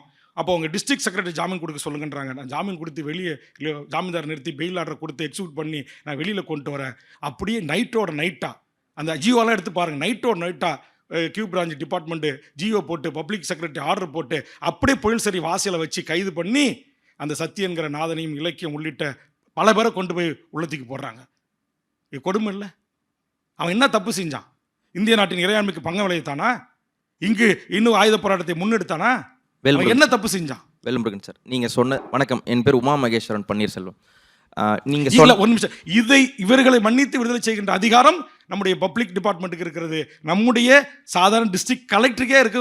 அந்த அந்த தாசில்தார் கன்சர்ன். இப்போ ராமேஸ்வரம் முகாம் இருக்குன்னா அந்த ராமேஸ்வரம் முகாமில் நன்னெடுத்து சர்டிஃபிகேட் கொடுத்து அவங்களை வெளியே அனுப்பலாம். அவங்கள வந்து 6 மணிலேருந்து 10 மணிக்கு உள்ளே வரணும், 6 மணிக்குள்ளே வந்துடும். இதெல்லாம் பயங்கர அனுபவத்தை அனுப்பிச்சுட்டு வராங்க சார். அந்த வீடு கட்டி கொடுக்குற திட்டம் கூட நான் போராடி சண்டை போட்டு நிறைவேற்றினது. வணக்கம் சார். நீங்கள் வந்து பாட்டாளி மக்கள் கட்சியிலேருந்து பிரிந்து உங்களோட தரப்பு நியாயத்தை நீங்கள் சொல்லிக்கிட்டு இருந்த அந்த கூட்டத்தில் வந்து நான் இருந்தேன். நாங்கள் எல்லாருமே பார்த்தோம். அப்போது மீன் சுருட்டிலேருந்து, ஜெயங்கொண்டத்துலேருந்து, பழைய சவுத் ஆர்காட் டிஸ்ட்ரிக்ட்லேருந்து திரளாக ஆட்கள் வராங்க. இன்னும் சொல்லப்போனால் பழைய பாமக மாவட்ட செயலாளர் நிறைய பேர் வந்து இந்த கூட்டம் கூடிவிடக்கூடாதுன்றதுக்கான ஒரு பிரயத்தனம் நடந்தது. அப்படி தாக்குதலே நடந்த சமயத்தில் வந்து அப்போ எதற்காக இதை போகணும், இவர் சொல்கிறதுக்கு அவர் ஒரு 2ஆம் கட்ட தலைவர், அவர் கூப்பிடுறதுக்கு எதுக்கு போகணும் அப்படின்னு ஒரு கொஸ்டின் ரைஸ் பண்ணும்பொழுது எல்லாரும் என்ன சொன்னாங்கன்னா, திமுகவில் வந்து வைகோ பிரிஞ்சு போனது எவ்வளோ ரொம்ப முக்கியமான ஒரு ஈவெண்ட்டாக இருந்ததோ, பாமகவிலிருந்து வேல்முருகன் பிரிந்து போகிறது அப்படிப்பட்ட ஒரு மொமெண்ட். இந்த மொமெண்ட்டை மிஸ் பண்ணிடக்கூடாது அப்படின்றதுக்காக போனவர்கள் அநேகம். என்னோட கேள்விகளில் வந்து இது இரு பகுதியாக இதை வைக்கிறேன். இது 2012 அந்த சமயத்தில் இது நடந்திருக்கு. வழக்கமாக வைகோ வந்து ஸ்டாலின் மேலே என்ன குற்றச்சாட்டு சொன்னாரோ அதே கிட்டத்தட்ட அதற்கு நிகரான குற்றச்சாட்டு அன்புமணி அவர்கள் மேல் சொல்லிட்டு எனக்கு ஒரு நியாயம் இங்கே கிடைக்கலன்னு சொல்லிட்டு நீங்கள் வெளியே போன அந்த நேரத்திற்கும் ஃபாஸ்ட் ஃபார்வர்ட் 2026 என்னுடைய கோரிக்கைகள் வந்து பரிசீலிக்கப்படவில்லை, எனக்கு வந்து எந்த விதமான அங்கீகாரமும் இங்கே கிடைக்கல, நான் சொன்ன கோரிக்கைகளை திமுக அரசு ஏற்றுக்கொள்ளவில்லை அப்படின்னு ஒரு ரிசீவிங் எண்டில் இருந்து எனக்கான நியாயம் கிடைக்கல. கட்சி ஆரம்பிக்கும் பொழுதும் அதே தான் வேல்முருகன் சொல்கிறார். ஒரு 10-15 வருஷம் ஆனதுக்கப்புறமும் கூட எனக்கான நியாயம் கிடைக்கலன்னு வேல்முருகன் சொல்கிறார். இதனுடைய பின்னணி ஒருவேளை இப்படி இருக்குமோ? எஸ்.எஸ். சிவசங்கர், துரைமுருகன், அன்னியூர் சிவா, நம்ம வழுதாவூர் ஜெகத்ரட்சகன் ஐயா, இவங்க எல்லாம் ஒரு மாதிரி இருக்காங்க. இன்னொரு பக்கம் அங்கே சி.வி. சண்முகம் இருக்கிறாரு, அன்பழகன் இருக்கிறாரு, எம்.சி. சம்பத் இருக்காரு. திமுகவிலும் அதிமுகவிலும் இருக்கக்கூடிய வன்னியர்களுக்கு கிடைக்கக்கூடிய அங்கீகாரமும் பாதுகாப்பும் அவங்களால செய்ய முடிஞ்ச விஷயங்களும் இந்த இரு கட்சிகளிலும் இல்லாமல் ஒரு வன்னியர் சமூகத்திலிருந்து வந்த சமூக நீதி பேசுகின்ற வேல்முருகனால் செய்ய முடியவில்லை எனும் பொழுது கிட்டத்தட்ட இது ஒரு தோல்வி ஸ்டேட்மெண்ட்டாங்க. என்னால் வந்து ஆட்சி பிடிக்க முடியல, என்னால் அவர் அதிகாரத்தை பிடிக்க முடியல, அதனால் நான் இயக்க அரசியலுக்கு போகிறேன்றது வந்து இவ்வளோ லட்சம் பேர் உங்கள் பின்னாடி வந்தவங்களை வந்து டிஸ்கரேஜ் பண்ணாதா? இல்லை, அப்போ நீங்கள் தோல்வியை கிட்டத்தட்ட ஒத்துக்கிட்டு எனக்கு வேறு வழி இல்லைன்ற ஆப்ஷன்னால நான் வந்து திரும்ப இயக்க அரசியலுக்கு போகிறேன்றது வன்னியர் சமுதாயத்துக்கு அவங்க அதிகாரம் உங்களுக்கு பின்னாடி வந்தால் அவங்களுக்கு அதிகாரம் கிடைக்குன்னு வந்தவங்களுக்கு நீங்கள் செய்யக்கூடிய அநீதி ஆகாதா? இல்லை, நான் இயக்க அரசியலுக்கு போகிறேன்னு சொல்லலை. இயக்க அரசியல் இப்போ இருக்கிற வல்லாதிக்க நாடுகள், இன்றைக்கி உலக நாடுகள், இலங்கையில் என்ன நடக்குது, இப்போ ஈரானில் என்ன நடக்குது, உங்களுக்கு உலகத்தின் பல்வேறு நாடுகளில் என்ன நடக்கிறதுன்னு உங்களுக்கு தெரியும். அதனால் ஆயுத போராட்டமும் இயக்க அரசியலுக்கும் நான் போகிறேன்னு சொல்லலை. இந்த 5 ஆண்டு காலம் இவ்வளோ கஷ்டப்பட்டு போராடி ஜெயிச்சு உள்ளே போய் எந்த மக்களுக்கு சாதிவாரி கணக்கெடுப்பு நடத்துகிற உரிமை கிடைக்கும்னு நினச்சனோ, எந்த மக்களுக்காக 10.5% இடஒதுக்கீட்டை உச்சநீதிமன்றம் ஒரு கிளாரிட்டி, ஒரு டேட்டாஸ் இருக்கான்னு கேட்டாங்க. அந்த டேட்டாஸை கூட எடுங்கன்னு சொல்லி பேசினேன். உடனே வேல்முருகன் கோரிக்கை, ஜி.கே. மணி கோரிக்கை ஏற்கப்பட்டு அரசு நடவடிக்கை எடுக்குன்னு சொல்லி தான் அவங்களுக்கு ஒரு ஆணையெல்லாம் போட்டாங்க. ஆனால் அந்த ஆணையம் போட்ட பிறகு அந்த ஆணையத்திற்கான நடவடிக்கைகளை செய்ய விடாமல் தடுத்த சக்தி எதுன்னா அந்த சக்தி தான் ஆர்எஸ்எஸ், முன்னேறிய வகுப்பினர். யார் இன்றைக்கி உட்காந்து அப்படி இடத்துலேருந்து 10% இடஒதுக்கீட்டை இன்றைக்கு முன்னேறிய வகுப்பில் அனுபவிக்கிறதுக்கு 50% மேலே இடஒதுக்கீடு போகணும்னு உச்சநீதிமன்ற தீர்ப்பு இருக்குது. அப்போ இதெல்லாம் ஒரு அரசியல். இப்போ நான் சொல்கிறது லட்சுமி கேட்ட கேள்விக்கு கூட இதில் பதில் இருக்குது. அப்போ இந்த மாதிரியான சக்திகள் இங்கே கோல வச்சுக்கின்ற போது ஒரே ஒரு எம்எல்ஏ போய் என் சொந்த ரத்த உறவுகளான எனக்கு உறவினரான துரைமுருகனுக்கு எனக்கும் என்னை விட்டு தான் வரையோ அந்தியூர் பவானி சாகர் திட்டத்துக்கு நான் நீர்நிலத்துக்கு ஒரு ஸ்கீம் ஒரு கேள்வி கேட்குறேன். நீங்கள் மூத்த பத்திரிகையாளர்கள், ஒரு எம்எல்ஏ என்பவர் மெம்பர் ஆஃப் லெஜிஸ்லேட்டிவ் அசம்பிளி என்பது ஒரு தொகுதியிலேருந்து நாங்கள் தேர்ந்தெடுக்கப்படுவோம். ஆனால் தமிழ்நாட்டினுடைய எல்லா பிரச்சனைகளுக்கும் பேசலாம், குரல் கொடுக்கலாம், தவறே கிடையாது. அப்படி கேட்டதுக்கு அவ்வளோ ஒரு நையாண்டி நக்கலாக உங்களுக்கு எடிட் பண்ணி வெளியில் கொடுத்த பதிலை மட்டும் தான் பார்த்துருங்க. அங்கே அடித்த அந்த பதில் நையாண்டி நக்கலை தலைகுனிந்த. அதேமாதிரி தமிழ்நாடு போக்குவரத்து கழகம் தூக்கிட்டீங்களே அப்படின்னு சொல்லிட்டு சில திருக்குறள் படம் இல்லை, திருவள்ளுவர் படம் இருக்கும், ஏற்கனவே திருக்குறள் இருக்கும், அது இல்லையேன்னு கேட்கும்போது சிவசங்கர் எனக்கு சொன்ன பதில் தமிழிலும் அர்ச்சனை செய்யப்படும் இருந்ததை கலைஞர்கிட்ட போராடி தமிழில் அர்ச்சனை செய்யப்படும் மாற்றினது நான் தான். அதே மாதிரி சிதம்பரம் நடராஜர் தில்லை கோயில்ல தேவாரம் திருவாசகம் பாட அனுமதிக்கல, டீச்சர்கள் அண்ணா, தூக்கி போட்டாங்க. இது ஒரு நிமிஷம் நான் சொல்லிடுறேன். தூக்கி போட்ட போது அதுக்கான உடனே கலைஞர்கிட்ட கொண்டு போய் எனக்கு நடைமுறைப்படுத்தினாங்க. ஏன்னா அன்னைக்கு இருந்த அதிகாரிகள்லாம் வந்து ஒரு நல்ல சப்ஜெக்ட் நல்ல கருத்துக்களை சட்டமன்றத்தில் சொல்லும் போது அதை நடைமுறைப்படுத்தினாங்க. ஆக அப்படி படுத்தாத போது இது எல்லாம் எனக்கு கிடைத்த அனுபவங்களுங்க. ஜெயலலிதா அம்மையார் ஆட்சியிலும் சரி, இது கேளுங்க, நான் ஒரு பாப்பாத்தி தான் அப்படின்னு சொன்ன அம்மையார் தான் 69% இடஒதுக்கீட்டை நிறைவேற்றி தருவதற்காக இங்கிருந்து அதிகாரிகளை கூட்டு போய் டெல்லியில் உட்காந்து அங்கே தங்கி அந்த மேலவையில் மக்களவையில் மாநிலங்கள் ரெண்டு அந்த சட்டத்தை நியற்றி இந்தியாவிற்கு வழிகாட்டியாக வித்திட்டவர்கள். அதுக்கு பிறகு தான் இதே வீரமணி அவர்கள் அழைத்து சமூக நீதி வீரர்னு பட்டம் கொடுத்தாங்க. நான் சொல்கிற கான்செப்டை நீங்கள் புரிஞ்சுக்கணும். அன்னைக்கு இருந்த கலைஞரோ நாங்கள் எம்எல்ஏ இருந்தபோது இருந்த அம்மையார் ஜெயலலிதா கிட்ட இருந்த அந்த போல்ட்னஸ், அந்த டிசிஷன், அந்த நேரத்தில் எடுக்கக்கூடிய அந்த அறிவு கூர்மை, அவர்களே பதில் சொல்கிற திறமை, அது எல்லாம் இன்றைக்கு காணவில்லை. அப்போ அதிகாரிகள் கொடுக்குற டேட்டாஸ், அதிகாரிகள் கொடுக்குற புள்ளி விவரங்கள், அதை எழுந்து நம்முடைய முதலமைச்சர் படிச்சுட்டு அவர் அமைதியாகிடுறாரு. அப்போ நாங்கள் வாதாடி கரடியாக கத்திட்டு நீங்கள் சொன்ன மாதிரி நான் திரும்ப அந்த ஒரு பொண்ணு 20 வருஷம் ஆச்சு, வர வருஷம் 5 வருஷம் பதிவு எம்எல்ஏ வாங்கிட்டேன்னா இல்லை, நீங்கள் சொன்ன என்னை நம்பி வந்தவங்களுக்கு நான் எம்எல்ஏ பதிவு வாங்கிட்டேன்னா ஏற்கனவே 5 வருஷம் ஆகிப்போச்சு. திரும்ப 5 வருஷம் 20 வருஷத்துக்கும் நான் ஒரு ஆள் எம்எல்ஏ ஆகிறது தான் இத்தனை ஆயிரம் தொண்டர்களை நான் அலைய விடுறேன்னா, இத்தனை போராட்டங்கள் நடத்துறேன்னா, இத்தனை மாநாடுகள் நடத்துறேன்னா, இத்தனை வம்பு தும்பு வழக்குகளை சந்திக்கிறேன்னா, அப்போ என்னை நம்பி வந்தவர்கள் என்ன சொல்லுவாங்க? ஒத்த பதிவை வேல்முருகன் மற்றும் தொடர்ந்து பெற்றுக்கொள்வதற்காக திமுக அதிமுக கூட்டணி வைத்துக் கொண்டு அவன் சுகபோகத்தை அனுபவிக்கிறான் என்று இதே கட்சி தொண்டர்கள் மனம் வருந்த மாட்டார்களா? ஏற்கனவே சொல்லவில்லையா, ராமதாஸ் மாடி மாடி பெட்டி வாங்கி கொண்டு கூட்டணி வைக்கிறார் என்று? அதுக்காக தான் பதவி எனக்கு முக்கியம் இல்லை, எனக்கு கொள்கை தான் முக்கியம், கோரிக்கை தான் முக்கியம் சொன்னேன். இப்பயும் பேச்சுவார்த்தை கோயிலில் இருந்த அமைச்சர் பெருமக்களிடத்தில் சொன்னேன், நீங்கள் இந்த கோரிக்கையில் ஒரு 5 கோரிக்கை நிறைவேற்றுங்க. எனக்கு 1 சீட்டு வேணாம், நீங்கள் கொடுக்க வர 2 சீட்டு வேணாம், நீங்கள் கொடுக்க முன் வர்ற வாரியமும் வேணாம், நீங்கள் கொடுக்குற மேயர் உள்ளாட்சி பதவிகள் எதுவும் வேண்டாம், கோரிக்கை தான் பிரதானது என்று சொன்னேன். சார் இதை தொடர்ந்து ஒரே ஒரு கொஸ்டின் சார். இப்போ பாமக நீங்க சொன்ன மாதிரி இப்போ ஒரு ஸ்ட்ராங் பொசிஷன்ல இல்ல. 2006 டிஎம்கேவை எந்த அளவு ஒரு கவர்னிங் பொசிஷன்ல பாமக வச்சிருந்தார்களோ அந்த அளவுக்கான ஆளுமையோ இல்லை ஒரு வலிமையோ அவங்களுக்கு இல்லை. இந்த மாதிரியான நேரத்தில் நீங்க ஒரு வெட்ரன் 1 இயர் கம்யூனிட்டி லீடரா அறியப்படுற நீங்க, நானும் வந்து மெயின் ஸ்ட்ரீம் பாலிடிக்ஸ்ல இல்லைன்னு சொல்லிட்டு போறது வந்து ஒரு 5 ஆண்டு தானே இல்லைன்னு சொல்லிட்டு போனேன். முழுதா அரசியல் இருந்து நான் விலக. அந்த 5 ஆண்டு எதுக்கு சார்? இந்த 5 ஆண்டுல என்ன மாறிடும் நினைக்கிறீங்க? இந்த 5 ஆண்டுல நீங்க ஃபீல்டில் இருக்கிறதுனால ஒரு எம்எல்ஏவாவோ இல்ல ஒரு நாம் தமிழர் மாதிரி நான் எல்லாத்திலையும் போட்டி போடுவேன், தாவக்க மாதிரி எல்லாத்திலையும் போட்டி போடுவேன் அறுதிட்டு சொல்லக்கூடிய ஒரு கட்சியினால முடியாததை நீங்கள் 5 ஆண்டுல வந்து நான் அரசியல் இல்லைன்றதுனால என்ன சாதிச்சிட முடியும்னு நினைக்கிறீங்க? முடியும். என்னை பொறுத்தவரையில் நான் இந்த அரசு உறுதிமொழி குழு தலைவராக தமிழ்நாடு முழுக்க பயணிக்க வேண்டியிருக்கிறது. துறை செக்ரட்டரியிலேருந்து எல்லாரையும் சம்மன் பண்ணி இன்னும் பல 100 அஷூரன்ஸ்களை கிளியர் பண்ண வேண்டியது இருந்துச்சு. அதேமாதிரி ஆட்சி மன்ற குழு உறுப்பினராக வேளாண்மை பல்கலைக்கழகத்துக்கு அடிக்கடி செல்ல வேண்டியது இருக்குது. கட்சியினுடைய ஒன்றிய செயலாளர், நகர செயலாளர், மாவட்ட மீட்டிங், செயற்குழு, பொதுக்குழு எதையும் என்னால் நடத்த முடியல. கட்சி கட்டமைப்பில் கவனம் செலுத்த முடியல. அதனால் என்னை நம்பி வந்த 2ஆம் கட்ட தள்ளுகிட்ட ஒரு மன வருத்தம் இருக்குது. தொடர்ந்து அண்ணன் ஒரு சீட்டு வாங்கிட்டு போய் எம்எல்ஏ போகிறாரு, அப்போ 2வது சீட்டில் உட்காந்துருக்க நம்மளாம் அந்த இடத்துக்கு எப்போ போகன்ற ஒரு இருக்குல்ல. என்னை நம்பி வந்த மாற்றுக் கட்சி பிரமுகர் அண்ணன் கிட்ட போனால் நமக்கு ஒரு பதவி கிடைக்கணும், வந்தவங்களுக்கும் அந்த வாய்ப்பு ஏற்படுத்தி தர முடியாத ஒரு நெருக்கடியில் இருக்கிறேன். அதனால் இந்த ஒரு பதவி கிடைச்சாலும், ஒரு பதவியோ 2 பதவியோ 3 பதவி கிடைத்தாலும் 2ஆம் கட்ட தலைவர்களுக்கு வாய்ப்பு கொடுங்க அப்படின்றத நான் பேச்சுவார்த்தை குழுவிலே சொன்னேன். அதற்கு முதலமைச்சரிடம் வந்த பதில் ஒரே ஒரு இடம்தான், அதுவும் நாங்கள் எந்த தொகுதியில் வேண்டுமானாலும் கொடுப்போம், அதுவும் வேல்முருகனுக்கு மட்டும்தான். அப்போ பல கட்சியினுடைய தலைமை ஒருங்கிணைப்பாளராக இருந்து கட்சியை வழிநடத்துறவங்க, ஒரு தனியாக கட்சியை நிறுவி நடத்தினவர்களுக்கெல்லாம் நான் ஒரு வாய்ப்பு கொடுத்தா தானே வேல்முருகன் வந்து தனக்கு பதவி இல்லை என்றாலும் பரவாயில்லை, தன்னை நம்பி வந்தவர்களுக்கு பதவி கொடுத்து இந்த கட்சியை கட்டமைத்தான், கட்சியை காப்பாற்றினான் என்று இன்னும் பல 100 இளைஞர்கள் என்னை நோக்கி வருவாங்க, பல ஆயிரம் இளைஞர்கள் வருவாங்க. கட்சியை கட்டமைப்புங்கிற நோக்கத்திற்காக தான் இந்த 5 ஆண்டு காலம் எனக்கு தேவைப்பட்டது.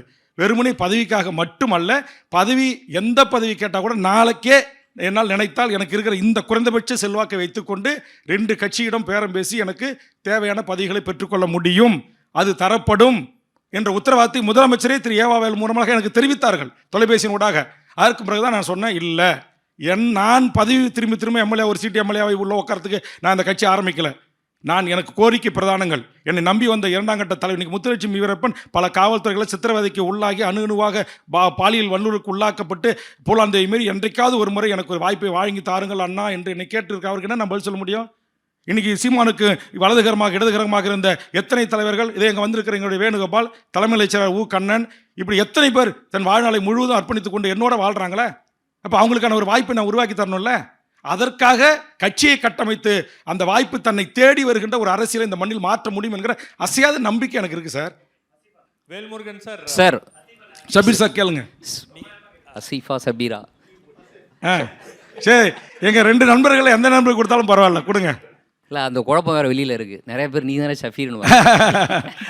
நீங்கள் வந்து மார்க்ஸை பற்றி பேசுகிறீங்க, மாவோவை பற்றி பேசுகிறீங்க, தமிழரசனை பற்றி பேசுகிறீங்க, கவிஞர்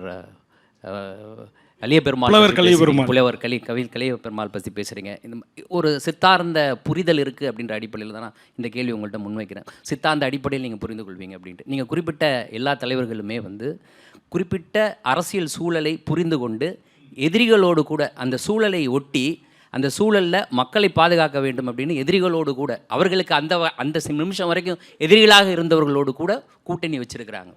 நான் உதாரணத்துக்கு நிறைய உங்களுக்கு சுட்டி காட்ட முடியும். ஸ்டாலின் ஹிட்லரோடு கூட்டணி வச்சார், எல்லாம் நான் அறிவேன். சரிங்களா? இப்போ உங்ககிட்ட நான் அந்த கேள்வி வைக்கிறேன். தமிழ்நாட்டை பொறுத்த வரைக்கும் முன்னெப்போதும் இல்லாத அளவுக்கு தமிழகத்தினுடைய இறையாண்மை மீது மிகப்பெரிய தாக்குதல் நடத்தப்பட்டு வருதா? தமிழகத்தை முன்னெப்போதும் இல்லாத வகையில் பாதுகாக்க வேண்டிய தேவை இங்கு இருக்குதா இல்லையான்னு மட்டும் சொல்லுங்கள். இல்லை, கண்டிப்பாக இருக்கு. ஓகே, அப்படிப்பட்ட சூழலில் இன்னைக்கு ஒப்பீட்டளவில் தமிழகத்துக்கு எதிராக நிகழ்த்தப்படக்கூடிய இந்த தாக்குதலை அரணாக நின்று தடுக்கக்கூடிய எந்த கூட்டணி இருக்குதுன்னு நான் அவங்ககிட்ட கேட்குறேன். எந்த கூட்டணி? இல்லை வெறும் எனக்கு ஒரு பதில் மட்டும் தான் வேணும். கரெக்டாக சொல்கிறேன். திமுக தலைமையிலான மதச்சார்பற்ற இந்த கூட்டணி தான் இருக்குது. சரி, இந்த கூட்டணி தான் மீண்டும் ஆட்சிக்கு வர வேண்டும் என்று சட்டமன்றத்திலும் வாழ்த்திருக்கிறேன். இன்றைக்கு பத்திரிகையாளர் சந்திப்புல கூட நான் சொல்லியிருக்கிறேன். அதான் உங்க பதில். அதுல எனக்கு மாற்று கருத்து. உங்க பதில். அதே சமயத்தில் அந்த கூட்டணிக்குள்ள உங்களுக்கு பர்சனலா சில பிரச்சனைகள் ஏற்படுது. பர்சனலா கிடையாது, பொதுநலம் சார்ந்ததா. எனக்கு என்ன பர்சனல்? பொதுநலம்னா பொதுநலத்துல ரெண்டு விஷயம் இருக்கு சார். இப்போ பொதுநலத்துல ரெண்டு விஷயம். இது முதன்மையான பிரச்சனை என்ன? நீங்கள் தமிழகத்தில் இருக்கக்கூடிய தமிழ் மக்களை பாதுகாக்கணும், தமிழகத்தை பாதுகாக்கணும், இறையாண்மையை பாதுகாக்கணும்னு பேசுகிறீங்க. அப்போ முதன்மை எது? இறையாண்மையை பாதுகாக்க வேண்டுமா, இல்லை இங்கே இருக்கக்கூடிய இல்லைனா திமுகக்குள்ளே இருக்கக்கூடிய அமைச்சர்களுக்கே இன்றைக்கி வந்து மரியாதை இல்லை அப்படின்ற அந்த இரண்டாம் கட்ட பிரச்சனை முதன்மையா?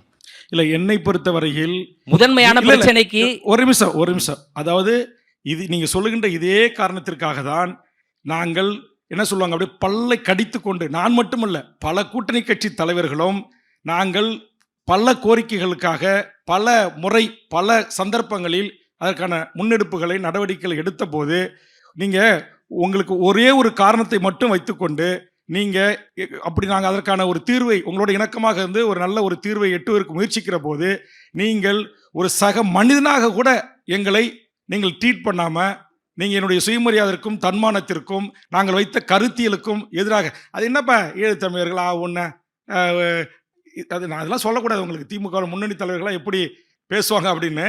அது வந்து இல்ல, ஒவ்வொரு தலைவரும் நாங்கள் காயம் போட்டிருக்கிறோம். இல்ல, நீங்க சொல்ற விஷயம் எனக்கு புரியுது. உங்களுக்கு பர்சனலா சில காயங்கள் ஏற்பட்டு. பர்சனலா இல்லைங்க, திரும்ப நீங்க சொல்ற பாருங்க. பர்சனலா எனக்கு என்ன காயம் இருக்குங்க? ஏங்க திமுக கலைஞர் வீட்டுல சரி, நீங்க முன்வைக்கக்கூடிய கோரிக்கைகள் பல இருக்குது. நீங்க சொல்றீங்க இப்ப லைனா சில கோரிக்கைகள். இந்த கோரிக்கைகள் எல்லாம் நிறைவேற்றப்பட வேண்டும் என்றால் தமிழ்நாடு இல்லைன்னா மாநிலங்களுக்கு இப்போது நடைமுறையில் இருக்கக்கூடிய அதிகாரம் அப்படின்றது நீடிக்க வேண்டுமா?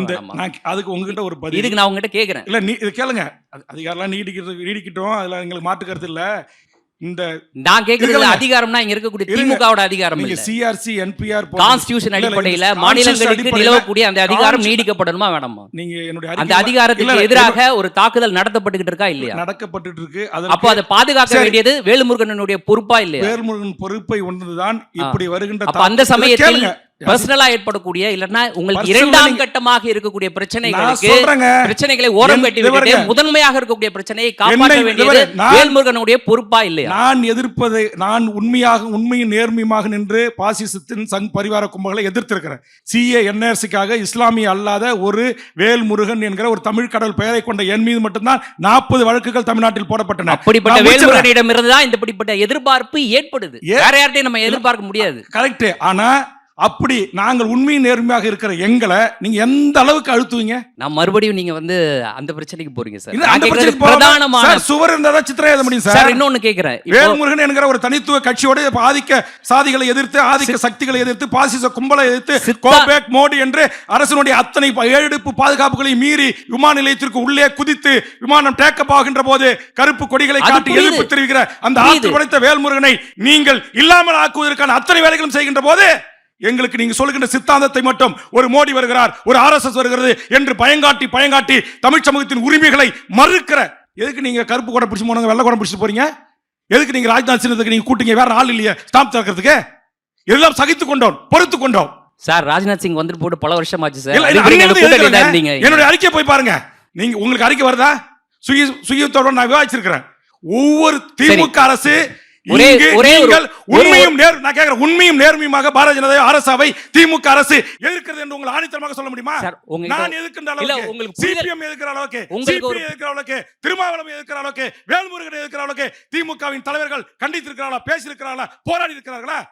சார் உங்ககிட்ட ஒரு அரசியல் புரிதல் இருக்கின்றனால இந்த கேள்வி நாங்க கூட்டணி கட்சியா இருக்கிறவங்க, நாங்க மோடியை பகைக்கணும், என் ரத்த உறவுகளான அண்ணாமலையை பகைக்கணும், என்னுடைய நயினார் நாகேந்திரனை பகைக்கணும், நாங்க சண்டையிட்டு இருக்கணும். ஆனா நீங்க கேள்வி இருக்கு உங்களுக்கு சொல்றேன், நான் சொல்றேன். கொள்கை ரீதியாக நீங்க பேசிட்டு இருக்கும்போது அதிலே முரணா பேசுறீங்க. எப்படி வந்து நயினார் நாகேந்திரனும் அண்ணாமலையும் உங்களுக்கு ரத்த உறவாக முடியும் சார்? அவன் கொள்கை தானே சார் முதல்ல. சார் அவன் தமிழ்நாட்டில் பிறந்த ஒரு பச்சை தமிழ்நாட்டில் பிறந்த தமிழ்நாட்டுக்கு எதிராக செயல்படக்கூடிய உங்க கொள்கையின் அடிப்படையில், நான் என்னோட பர்சனல் கருத்தை பேசுறேன். அவன் வந்து தமிழ் கொள்கையின் அடிப்படையில் அவன் தமிழன் தமிழுக்காக இல்லை என்றால் தான் நான் எடப்பாடியை ஏத்து இந்த ஆட்சி தூக்கி எறியப்படுறேன்னு சொன்னேன். தமிழர்கள் எல்லாம் தமிழ்நாட்டாண்டா அது தமிழ் ஆட்சி கிடையாது. தமிழன் தமிழர்களுக்காக ஆளணும், தமிழ் மொழிக்காக ஆளணும், தமிழுடைய நலனுக்காக ஆளணும், தமிழ்நாடு இருக்கிற கனிமங்கள் காக்கப்படுவதற்காக ஆளணும். தமிழ்நாடு இருந்துக்கிட்டு நீ எல்லாம் கொலை வழிபறி திருட்டு எல்லாம் செய்வேனா, அதுக்கு நான் தமிழாக அங்கீகரிக்கல. நான் எதுக்கு சொல்ல வரேன்னா, நாங்க உங்களோட கூட்டணி இருக்கிற சித்தாந்த அடிப்படை இருக்கிற நாங்க அவர்களோட மோதி கொள்ளுகிறோம். ஆனா ஆட்சி அதிகாரத்துல எல்லாம் கையில் வச்சிருக்கிற திமுக அவர்கள் ஒன்றிய அரசு இடத்தில் நீங்க ராஜ்நாத் சிந்து கூட்டு வந்து மட்டும் நான் சொல்ல, அதுக்கு பிறகு வெங்கையா நாயுடு கூட்டு வந்தது இருக்கு. நான் இதுக்கு எல்லாத்துக்கும் கண்டிச்சு முரண்பட்டிருக்கேன். அந்த நிகழ்ச்சிகளை நான் புறக்கணித்திருக்கேன். வந்துட்டு அந்த நிகழ்ச்சியிலிருந்து நான் வெளிநடப்பு செஞ்சிருக்கேன். இதெல்லாம் உங்களுக்கு தெரியுமா?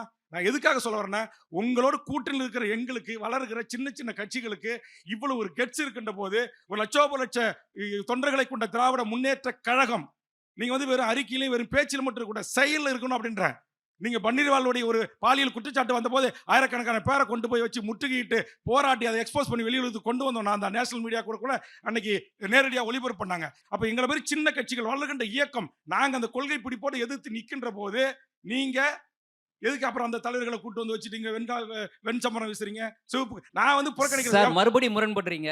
இவங்க தான் இப்போதைக்கு ரிலேட்டிவ்லி சார் வேற வழி இல்ல, கம்பேரிட்டிவ்லி அப்படின்றீங்க. வேற வழி இல்ல. இன்னைக்கு திமுக இத்தனை கட்சி தலைவர்கள் இருக்காங்க, ஒரு மெகா கூட்டணி அமைச்சிருக்காங்க, அவங்க மீண்டும் ஆட்சிக்கு வரணும். இன்னைக்கு கூட வாழ்த்து சொல்லியிருக்கேன் சக உறுப்பினர்கள், நீங்கள் அங்க எம்எல்ஏ ஆகி இந்த தமிழர் வாழ்வுரிமை கூட்டமைப்பு நம்ம இத்தனை ஆண்டுகளா நடத்திய போராட்டங்கள் இருக்கிற கோரிக்கையை தயவு செய்து நிறைவேற்றுவதற்கு நீங்க அங்க போய் குரல் கொடுங்க அப்படின்னு தான் சொல்லியிருக்கிறேன். அதுக்கு எனக்கு மாற்று கருத்து இல்லை. இன்னைக்கு அதிமுக ஆட்சி வரணுமா, இன்னைக்கு எடப்பாடி போய் டெல்லியில ஒப்பந்தம் போடக்கூடிய என்டிஏ தலைமையிலான ஆட்சி தமிழ்நாட்டில் அமையணும் அப்படின்னா வேல்முருகன் ஆகிய நான் ஆட்சி அமைக்கணும்னு விரும்புவோம். ஆனால் அதற்கான வாய்ப்பும் சந்தர்ப்ப சூழ்நிலை இங்கே இல்லை. அப்படி இல்லாத பட்சத்தில் இன்றைக்கு திருமாவளவன், விடுதலை சிறுத்தைகள், கம்யூனிஸ்டுகள், முற்போக்கு சக்திகள் இருக்கிற இந்த கூட்டணி ஆட்சிக்கு வரும் அப்படின்னு தான் நான் கணிக்கிறேன். அது எனக்கு எந்த மாற்று கருத்து இல்லை. ஒரே ஒரு விஷயம் சார், நீங்க பாலிடிக்ஸை வந்து சரியா புரிஞ்சிருக்கீங்க அடிப்படையில் இந்த கேள்வி முன்வைக்கிறேன். பியூரோக்ரஸி அப்படின்றது இண்டிபெண்டா செயல்பட்டுக்கிட்டு இருக்கா? முன்ன எப்போதும் இல்லாத வரைக்கும் இன்னைக்கு பியூரோக்ரஸி ஆர்எஸ்எஸ் மயமாயி இருக்கா? நான் உங்ககிட்ட கேட்கிறேன். ஆர்எஸ்எஸ் மயமா இருக்கு, இண்டிபெண்டா செயல்படுது, ஆர்எஸ்எஸ் மயமாயி இருக்கு. அப்போ ஆட்சியில் அமரக்கூடிய எந்த கட்சியாக இருந்தாலும் அந்த பியூரோக்ரஸியினுடைய, இந்த டீப் ஸ்டேட்னு சொல்லப்படக்கூடிய அந்த பியூரோக்ரஸியினுடைய அந்த ஐடியாலஜியை எதிர்த்து சண்டை போட்டுக்கிட்டே இருக்க வேண்டிய தேவை இருக்கா இல்லையா? போட்டுட்டு இருக்கிறதால சார் என்ன நீங்க முடக்குறீங்க? சண்டை போட்டுக்கிட்டே இருக்க வேண்டிய தேவை சார். ஆட்சி அதிகாரத்தில் இருக்கவங்க சண்டை போடுறது வேற சார். நான் சொல்றது, இப்ப திமுகன்னு ஒரு அரசு இருக்கு, கூட்டணி அரசு இருக்குன்னு வச்சுக்கோங்க. இந்த அரசுக்கும் அதிகார வர்க்கத்துக்கும் இடையில இந்த முரண்பாடு இருந்து கொண்டே இருக்கும். இந்த முரண்பாடை எப்படி எந்த அரசு சரியாக கையாளுது அப்படின்றத பொறுத்து தானே அதை ஒட்டிய ஒரு தன்மை வெளிப்படும். அந்த தன்மை சரியாக வெளிப்படுறதுன்னு அடிப்படையில் தானே நீங்க சொல்றீங்க மீண்டும் திமுகவினுடைய கூட்டணி ஆட்சிக்கு வரணும்ட்டு. அப்ப அவங்க சரியாதான சண்டை போட்டுக்கிட்டு இருக்காங்க. பியூரோக்ரஸி செய்யக்கூடிய ஒரு விஷயத்தை எப்படி திமுக அரசு செய்யுதுன்னு சொல்றீங்க சார்? நான் கேட்கிறேன், திமுக அரசு எதிர்க்கட்சியாக இருந்து எங்களோடு கைகோர்த்து மக்கள் விரோத சட்டங்களுக்கும் திட்டங்களுக்கும் போராடியது. அதே திட்டங்களும் சட்டங்களும் திமுக ஆட்சிக்கு வந்த பிறகு இன்றைக்கு அதே ஒன்றிய அரசிடம் சிவப்பு கம்பளம் விரித்து அனுமதி அளிக்கப்படுகிறது. நாங்கள் முரண்படுறோம். ஹைட்ரோ கார்பன் எப்படி சார் கொண்டாங்க? எப்படி சார் தொழிலாளர் விரோத சட்டத்தை எப்படி சார் நிறைவேற்றினாங்க? நான் தான் சார் முதலமைச்சர்கிட்ட என் டேபிள்லேருந்து ஏறி குச்சி ஓடி தகராறு பண்ணேன். மறுநாள் எல்லா கட்சி தலைவரும் போய் முறையிட்டோம். எப்படி சார் தனியார் பல்கலைக்கழகத்துக்கு 25 ஏக்கர் எங்க எந்த நாட்டை சேர்ந்த வருமானம் இங்கே வந்து அவன் இஷ்டத்துக்கு படிக்கலாம், பட்டம் பெறலானுங்க. ஒரு மோடி நீட்டு கொண்டு வரதுக்கும் நீங்கள் தனியார் பல்கலைக்கழகத்துக்கு தமிழ்நாட்டினுடைய கல்வியை கொண்டு போய் அடுத்தவனுக்கு அடகு வைக்கிறதுக்கு அப்போ என்ன வித்தியாசம் இருக்கு? அப்போ இதெல்லாம் நாங்கள் முரண்படுறோம் சார். நீங்கள் கேட்குறேன், அதிமுக ஆட்சி வர்றதுக்கு 41 பில்ஸை ஒரே நாளில் விவாதம் இல்லாமல் நிறைவேற்றுறாங்கன்னு சொல்லி நான் கண்டித்து அறிக்கை கொடுத்து போராடின வேல்முருகன். அதே நாங்கள் கூட்டணியில் இருக்கிற அதே திமுக ஆட்சி வந்த பிறகு நீங்கள் 52 பில்லை ஒரே நாளில் விவாதம் இல்லாமல் ஏற்போர் இல்லை எங்க அதிபோர் அதிகம் என்கிற சட்டம் நிறைவேறியது அப்படின்னா அப்புறம் என்ன வித்தியாசம் இருக்குது, மாற்றம் இருக்குது? அந்த சட்டங்கள் இந்த மக்களுக்கானதாக இருக்கிறதா? அந்த பாசிச தன்மை உள்ள மோடி அரசுக்கு எதிராக இருக்கிறதா? அதான் இங்கே கேள்வி. அவர்கள் என்ன அவங்க புதிய கல்விக் கொள்கையை அவங்க திணிக்கிறாங்க. நீங்க கல்விக் கொள்கையிலேயே சிலதை திணிக்கிறீங்க. இன்னைக்கு தொழிலாளர் விரோத சட்டம் 36 நலவாரியங்கள் கலைஞர் கொண்டு வந்தது சார். அதை டெமாலிஷ் பண்ற அளவுக்கு ஒன்றிய அரசு சட்டம் கொண்டு வந்திருக்கான். இது வரைக்கும் சட்டமன்றத்தில் அதை எதிர்த்து ஒரு தீர்மானம் நிறைவேற்றுங்க. ஏன் நிறைவேற்றல? அப்ப எனக்கு மாறுபட்ட கருத்து இருக்கு. நான் சித்தாந்த ரீதியாக நான் பாரதிய ஜனதா ஆட்சிக்கு வந்தோம், என்டிஏ ஆட்சிக்கு வரணும் நான் சொல்லல. நாங்கள் எல்லாம் அவர் வரக்கூடாது என்பதற்காக உங்களை நாங்கள் வர வைப்பதற்காக கஷ்டப்பட்டோம், அல்லும் பகலும் போராடணும். உங்களுக்கே தெரியும் சார், 10 ஆண்டு காலம் என்னுடைய தலைமையில் தமிழர் வாழ்வுரிமை கூட்டமைப்பு எத்தனை போராட்டங்களை சென்னையில் நடத்திச்சு. நான் ஒரு புத்தகம் கொடுக்கணும் பாருங்க. அப்ப அந்த ஆட்சி தூக்கி எறியப்பட வேண்டும். இன்னைக்கு அடிமை அரசாங்கமாக அதிமுக அரசு இருக்கிறது. நீட்டத்துக்கெல்லாம் கையெழுத்து போட்டுறாங்க. தமிழ்நாட்டுடைய உரிமைகள் பறிபோகுதுன்னு சொல்லி நாங்கள் அத்தனை இயக்குனர் ரத்தம் சிந்தன சார். 3 பேர் எனக்காக தீக்குளிச்சு செத்துருக்கான் சார். அஸ்கர் என்கிற ஒரு இஸ்லாமிய அவன் நான் பார்த்தது கூட இல்லை. வேல்முருகனை போன்ற போராளிகளை இன்றைக்கு அந்த நான் என்ன தப்பு செஞ்ச எடப்பாடி ஆட்சியிலே தான் நான் இதுக்கு போனேன் சார். நம்ம தூத்துக்குடிக்கு ஏர்போர்ட்ல வச்சு என்ன கைது பண்ணாங்க. அதை தொலைக்காட்சியில் பார்த்துட்டு அஸ்கர் அலி செத்தான், தீக்குளிச்சு செத்தான். மாவீரர் வினோத் தீக்குளிச்சு செத்தான். இன்னொரு தம்பி தீக்குளிச்சு செத்தான். அந்த உயிருக்கு நான் பதில் சொல்லல. அப்ப எந்த சட்டங்களை திட்டங்களை எதிர்த்து எனக்காக உயிர் தியாகம் செய்தான் அவனுடைய ஆத்மா சாந்தி அடைய வேண்டும் என்று சொன்னால் நான் அதை எதிர்த்து கேள்வி கேட்கணும் சார், போராடணும் சார். ஒரு சீட்டுக்காக ஒரு பதவிக்காகவே நான் வாய்மூடி மௌனியா இருக்க முடியாது. யாசிப் சார், நீங்க தயவு செய்து புரிஞ்சுக்கங்க. ஒரே நிமிஷம் ஒரு தண்ணி குடிச்சுக்கிறேன் சார். தண்ணி குடிங்க. அதாவது மற்ற எல்லா கட்சி தலைவர்களை விட வேல்முருகன் இன்ஃப்ளூயன்ஷியல். அது திமுக ஆட்சியாக இருந்தாலும் சரி, அதிமுக ஆட்சியாக இருந்தாலும் சரி, நீங்கள் ஆட்சியாளர்களுக்கு ரொம்ப இணக்கமாக க்ளோஸாக இருக்கக்கூடிய ஒரு இன்சைடராக தான் நான் உங்களை பார்க்குறேன். அப்படி இருக்கக்கூடிய வேல்முருகன் அவர்கள் 2021க்கு முன்னாடி இருந்த திமுகவுடைய கேரக்டரும் ஆட்சிக்கு வந்ததுக்கு பிறகு அவங்களுடைய கேரக்டரில் ஒரு பெரிய மாற்றம் என்பது இருக்கிறதா? நீங்கள் ரொம்ப நெருக்கமாக அவங்கள பார்த்துருக்கீங்க, அப்சர்வ் பண்ணியிருக்கீங்க. 1. 2வது, திமுக கூட்டணி என்பது ஒரு கொள்கை கூட்டணி அப்படின்றது தான் இன்னி வரைக்கும் அதோடைய யூஎஸ்பியாக இருக்குது. அது கொள்கை கூட்டணியாக மட்டும்தான் இருக்கிறதா அல்லது கொள்கை நீர்த்து போன ஒரு கூட்டணியாக இருக்கிறதா? இல்லை, திமுகவை பொறுத்தவரையில் எதிர்க்கட்சி வரிசையில் இருந்து அந்த அரசாங்கம் செய்கின்ற தவறுகளை சுட்டி காட்டுவது, மக்களை திரட்டி போராடுவது, அதை மக்கள் மயப்படுத்துவதிலே திமுகவுக்கு நிகர் திமுக தான். அதே திமுக ஆட்சிக்கு வந்த பிறகு எந்த ஒன்றிய அரசை எதிர்க்கிறார்களோ அதே ஒன்றிய அரசோடு சில விடயங்களில் கொஞ்சம் காத்திரமாக எதிர்ப்பார்கள். பல விடயங்களில் ஒரு அரசை நிர்வகிக்க வேண்டும் என்று சொன்னால் நாங்கள் இப்படி தான், நாங்கள் சிலதில் கண்டும் காணாமல் போனோம். அவங்க 10 நம்ம தமிழ்நாட்டில் இருக்கிற ஒரு 10 ஒன்றிய அரசினுடைய அநியாய அக்கிரம சட்டங்கள் திட்டங்களை நாங்கள் எதிர்த்து பேசுகிறோம் அப்படின்னா அந்த 10ல் 1க்கு என்கிட்ட குரல் கொடுப்பாங்க, மீதி 9 அனுபவிச்சிருவாங்க. அப்படி தான் பறந்துரு விமான நிலையம். அங்கே போராட்ட காலத்துக்கு நான் போனேன். அப்போ நான் எதுக்கு சொல்ல வரேன்னா, திமுக என்பது தமிழ்நாட்டில் எதிர்க்கட்சியாக இருக்கும்போது மக்கள் வலிகளை, வேதனைகளை, மாணவர்கள், விவசாயிகள் எல்லாருக்குமான ஒரு கட்சியாக போராடுவாங்க, எல்லாம் பண்ணுவாங்க. ஆட்சிக்கு வந்த பிறகு அதே பிரச்சனைக்காக அதே மேடையில் இருந்து பேசின செய்யூர் விவசாயி பாலுவை குண்டர் தடுப்பு சட்டத்தில் கைது செய்வாங்க. அந்த துறை இருக்கிற முதலமைச்சருக்கு அது தெரியாது. நான் போய் சண்டையிட்ட பிறகு எனக்கு தெரியவே தெரியாது வேல்முருகன், அப்படியா, நான் உடனே விடுதலை செய்வதற்கு உத்தரவிடுகிறேன் என்று பேரவைத் தலைவர் அலைய என்கிட்ட சொல்கிறார். அப்போ இது எப்படி இருக்கு நீங்கள் சொல்லுங்கள்? அதே மாதிரி அந்த சட்டம் பாவம் முதலமைச்சர் நான் கத்துறேன், ரகலை பண்ணுறேன். உடனே என்ன கம்யூனிஸ்ட் எம்எல்ஏக்கள் என்கிட்ட கேட்குறாங்க, என்னாச்சு வேல்முருகன், ஏங்க போராடி பெற்ற தொழிலாளர் சட்டத்துக்கு இது மாதிரி 12 மணி நேரம் 18 மணி நேரம் எத்தனை மணி நேரம் வச்சுட்டு கார்பரேட் நிறுவனம் வேலை வாங்கலாம், இப்படி சட்டத்தில் இருக்காங்க, என்ன நீங்களாம் கம்யூனிஸ்ட் வாய் முட்டை உட்காந்துருக்கீங்கன்னு சொல்லிட்டு நான் பேசுகிறேன். உங்களுக்கு தெரியும், இங்கே படித்த பத்திரிகையாளர், மூத்த பத்திரிகையாளர், ஒரு பில்ஸ் சட்டமன்றத்தில் கொண்டு வரணும்னா 1 வாரத்துக்கு முன்னாடி சட்டமன்ற உறுப்பினர்களுக்கு அனுப்பி வைக்கணும். தமிழ்நாட்டின் சட்டமன்ற வரலாற்றில் என்றைக்காவது சட்டப்பேரவை உறுப்பினர்களுக்கு அப்படி பில்ஸ் அனுப்பி வைக்கப்பட்டிருக்கிறதா? கணினி ஏற்றிருவீங்க, பாதி எம்எல்ஏக்கு அந்த கணினி ஆன் பண்ண தெரியாது, பேக் போக தெரியாது, ஓப்பன் பண்ண தெரியாது. அதில் கணினியில் என்னைக்கு நைட் விடிய காலம் ஒரு 3 மணிக்கு ஏற்றுவாங்க, இல்லை காலைல 8:30 மணிக்கு ஏற்றுவாங்க. இது என்ன சட்டம்? அப்போ அந்த சட்டம், அந்த ஆட்சி அதிமுக ஆட்சி சரியில்லை. சட்டத்தில் சட்டமன்றம் என்ன சார்? நீங்கள் பத்திரிகையாளர் சொல்லுங்கள். ஒரு சட்டமன்றம்னா என்ன? ஒரு சட்டமன்றம் என்ன சபீர் சார் சொல்லுங்கள். ஒரு சட்டமன்றம் என்ன? மக்களுக்கான சட்டங்களை ஏற்றுவதற்கு அந்த சட்டத்தை டிஸ்கஷன் விடணும். நீண்ட விவாதத்துக்கு பிறகு தான் சட்டம் ஏற்றணும். நீர்த்து போன ஒத்து வராத சட்டங்களை டிஸ்மிஸ் பண்ணுவதற்கு, ரத்து செய்வதற்கு டிஸ்கஷன் நடக்கும். அதான் சட்டமன்றம். பட்ஜெட் கூட்டத்தொடர் என்பது அந்த அதை குறித்து விவாதிப்பு இருக்குது. இதுக்கு தானே சட்டமன்றம். இதுக்கு தானே ஆளுநர் வராரு, கூட்டி வைக்கிறாரு, ஆளுநர் உரை தொடங்கப்படுது. ஆனால் என்னைக்காச்சும் 54 சட்டங்களுக்கும் ஒரு 5 நாள் 10 நாள் திமுக அரசு 250 நாள் 150 நாள் நடத்துவோம். நாங்கள் நடந்தாங்கன்னா 250 நடத்தலாம். இப்போ டிஸ்கஸ் பண்ணணும்ல, அதை நான் கேட்குறேன். சட்டமன்றத்தில் எல்லாம் அவை குறிப்பில் இருக்குது சார், என்கிட்ட ஆவணமாக இருக்குது. ஏன் 250 நாள் நடத்தலைங்க? சட்டமன்றம் ஆளுநர் உரை, ஆளுநர் ஒரு காலம் வரும். அன்னைக்கு அதுக்கான மொத்த சப்ஜெக்ட் மூத்த பதவி துறைக்காரன் அவ்வளோ தெரியும், 5 நிமிஷம் தான் சார். இந்த 5 ஆண்டில் ஒரு சப்ஜெக்ட் விவாதத்துக்கு, ஒரு எம்எல்ஏக்கு, எல்லா கட்சி ரெப்ரஸன்டேஷனுக்கு, ஒரு சப்ஜெக்ட்லையும் பேசுறதுக்கு முன்வரிசை தலைவர்களுக்கு 3 நிமிஷம். நீங்களாம் பார்த்து தானே இருப்பீங்க லைவ்ல. 3 நிமிடத்தில் முடித்துக் கொள்ளுங்கள், 5 நிமிடத்தில் முடித்துக் கொள்ளுங்கள். நான் கேள்வியே கேட்க மாட்டேன். கேட்கறதுக்கு முன்னாடி எனக்கு மணி அடிச்சு உட்கார வேல்முருகா, அதிக பிரசித்தனம். என்ன இது? நான் யாருக்காக கேட்குறேன்? தமிழில் அர்ச்சனை செய்யப்படுன்னு கேட்கறது அதிக பிரசித்தனமா? அதுக்கு போய் நான் பேரவைத் தலைவர் முன்பா போய் தமிழில் குடமுழுக்கு பண்ணுங்கன்னு கேட்குறேன். என்னை வந்து உடனே முதலமைச்சரே எழுந்து என்ன சொல்றாரு, வேல்முருகன் இப்பேரவையில் அதிக பிரசங்கத்தனமாக நடந்து கொள்கிறார், அவர் மீது பேரவைத் தலைவர் கடுமையான நடவடிக்கை எடுக்க வேண்டும் என்று முதலமைச்சர் பரிந்துரை செய்கிறார். இதே திமுக தான் எதிர்க்கட்சியாக இருக்கும்போது இதே யாருக்கு உங்களுக்கு தெரியும், அந்த இருக்கையில் போய் உட்காந்து தனபாலை தூக்கி இழுத்து போட்டு உட்காந்தாங்க. சட்டை கட்சிட்டு வெளியே வந்தது நானா யாரு? அப்போ நான் என்ன சொல்கிறேன், எதிர்க்கட்சியாக இருக்கும்போது சிறந்த செயல்படுகின்றீர்கள், ஆனால் ஆளுங்கட்சியாக அந்த இடத்திற்கு நீங்கள் வந்த பிறகு அப்புறம் நீங்கள் ரூல் பேசுகிறீங்க. 3 நிமிஷத்தில் பேசு, பில்லில் டிஸ்கஸ் கிடையாது. அப்போ இதெல்லாம் சட்டமன்றத்தில் நான் கேட்குறேன். அப்போ இவன் வந்தாலே வம்பு, இவன் வந்தாலே கொடைச்சல், இவன் வந்தாலே சட்டமன்றத்தை ஒத்தாளாக இருந்துக்கிட்டு ஒட்டுமொத்த பத்திரிகை ஊடகத்தின் கவனத்தில் இருக்கிறான். உடனே வெளியே வந்து கோச்சிட்டு வந்து ப்ரெஸ்ஸில் மீட் பண்ணிட்டு தான் போயிருக்கோம். ஒவ்வொரு நாளும் பத்திரிகை நண்பர்களை கேளுங்க, அது ஒன்று கூட வெளியே வராது, எந்த மெயின் ஸ்ட்ரீமில் வெளியே வராது, ஏதாவது ஒரு யூடியூப்பில் தான் வரும். பல மெயின் ஸ்ட்ரீம் பத்திரிகைகள் ஊடகங்கள் யாருடைய கட்டுப்பாட்டில் இருக்குது?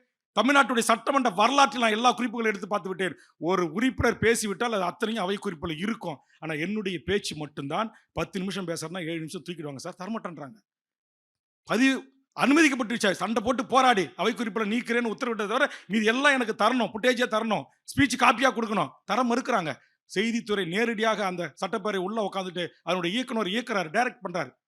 என்கிட்ட அதுக்கு தான் நான் உணர்ச்சி வசப்பட்டு சொன்னேன், எல்லாத்துக்கும் என்கிட்ட ஆதாரம் இருக்கு. ஏன்னா சட்டமன்ற ஸ்பீச்சை நான் தனியாக ஏதோ ஒரு டிப்டி செக்ரட்டரி ஜாயின்ட் செக்ரட்டரி ரூமில் உட்கார வச்சு எல்லாத்தையும் என்னுடைய உதவியாளர் மூலமாக நான் டேப் பண்ணி வச்சிருக்கேன். நான் 10 நிமிஷம் பேசுறேன்னா அதிகாரப்பூர்வமாக ஸ்பீச் காப்பி 7 நிமிஷம் 4 நிமிஷத்துக்கு வருது, வீடியோ 10 நிமிஷத்தில் 3 நிமிஷம் 4 நிமிஷம். இது என்ன சட்டமன்றம்? மக்களுக்காக தான் சட்டமன்றம். மக்களுக்கான சட்டங்களை குறித்து நீண்ட நேரம் விவாதிக்காம, மக்களுக்கான பில்ஸ் டிஸ்கஷனை பண்ணாம நீங்க மட்டும் ரத்து பண்ணுங்க, நீங்க மட்டும் சட்டம் ஏற்றுவீங்க அப்படின்னா அதை துணிஞ்சு கேள்வி எழுப்பிய ஒருவன் மீண்டும் சட்டப்பேரவைக்கு வந்துவிடக்கூடாது. உங்களுக்கு தெரியுமா, துரைமுருகன் ஏஞ்சி ஒரு கேள்வி கேட்டார்ல பேரவை மாடத்தில், அதை சுட்டி காட்டின ஒரு முறை நான் தான். இங்கே யாராச்சும் பத்திரிகையாளர்கள் நம்முடைய சட்டமன்ற பேரவை தற்போது கவரேஜ் பண்ணவங்களுக்கு தான் சொல்லுங்க, நான் ஏஞ்சி கேட்ப உடனே பாயிண்ட் ஆஃப் ஆர்டர் அப்படின்னு சொல்லுவேன். எழுந்துட்டு பேரவைத் தலைவர் அங்கே பாருங்கள், துறையினுடைய மானிய கோரிக்கை நடந்து கொண்டிருக்கிறது. ஒரு மாடத்தில் ஒரு ஐஏஎஸ் அதிகாரி இல்லை, ஒரு செக்ரட்டரி இல்லை, ஒரு ஜாயின்ட் செக்ரட்டரி இல்லை, ஒரு துணை செயலாளர் இல்லை, ஒரு துறை தலைவர்கள் இல்லை. அப்ப இதெல்லாம் கேட்கும் போது அவங்களுக்கு எரிச்சலா இருக்கு, ஆத்திரமா வருது, கோபமா வருது. சார் அங்கிருந்து சொல்லுவாங்க, யோ மணி 3 ஆச்சியா, பசிக்குதியா, சும்மா ஒன்றா பில்ஸ் 3 மணிக்கு மேலே தான் பில்ஸ் டிஸ்கஷன் இருப்பாங்க, 2 மணிக்கு மேலே சும்மா ஒன்றா டிஸ்கஸ் பண்ணணும், விவாதிக்கணும், ஏஞ்சி கை தூக்கி விவாதிக்கணும். அது ஏன்னா அதில் ஒரு சட்டம் இருக்கு, என்னன்னா ஒரு பில்ஸ் பாஸ் பண்ணும்போது அது வந்து ஆய்வுக்கு உட்படுத்தும் போது அதில் வந்து கையை தூக்கிட்டா அனுமதிக்கணும். அப்போ மட்டும்தான் என்ன பேரவைத்தில் அனுமதிப்பார். அனுமதிச்சுட்டு நான் அதில் கொஞ்சம் விரிவாக டீட்டெயில்ஸை டீப் அண்ட் டெத்தாக புள்ளி விவரங்களோட உங்கள் மாதிரி பத்திரிகையாளர்கள் சட்ட வல்லுநர்கள ஐஏஎஸ் ஓய்வு பெற்றவங்க டேரக்டரோட தான் நான் குறிப்போட வந்து உட்காந்து நான் பேச ஆரம்பிப்பேன். அவர் மணி அடிச்சுட்டு போதும் என்ன சொல்ல, எதிர்க்கிறியா ஆதரிக்கிறியா, 2ல் 1 சொல்லு உட்கார், எல்லாம் இவரே. பாதி அமைச்சருக்கு பதிலே பேரவைத் தலைவர். அப்புறம் அதுக்கு அமைச்சர்கள், பல அமைச்சர்களே என்கிட்ட வந்து என்னென்ன எல்லாத்துக்கும் சேர்த்து அவர்கிட்டே கொடுத்துட்டு போயிடுங்க அப்படின்ற ஆப்தரிக்காக என்கிட்ட சொல்லிட்டு போயிருக்காங்க. இதெல்லாம் நான் சொல்லக்கூடாது.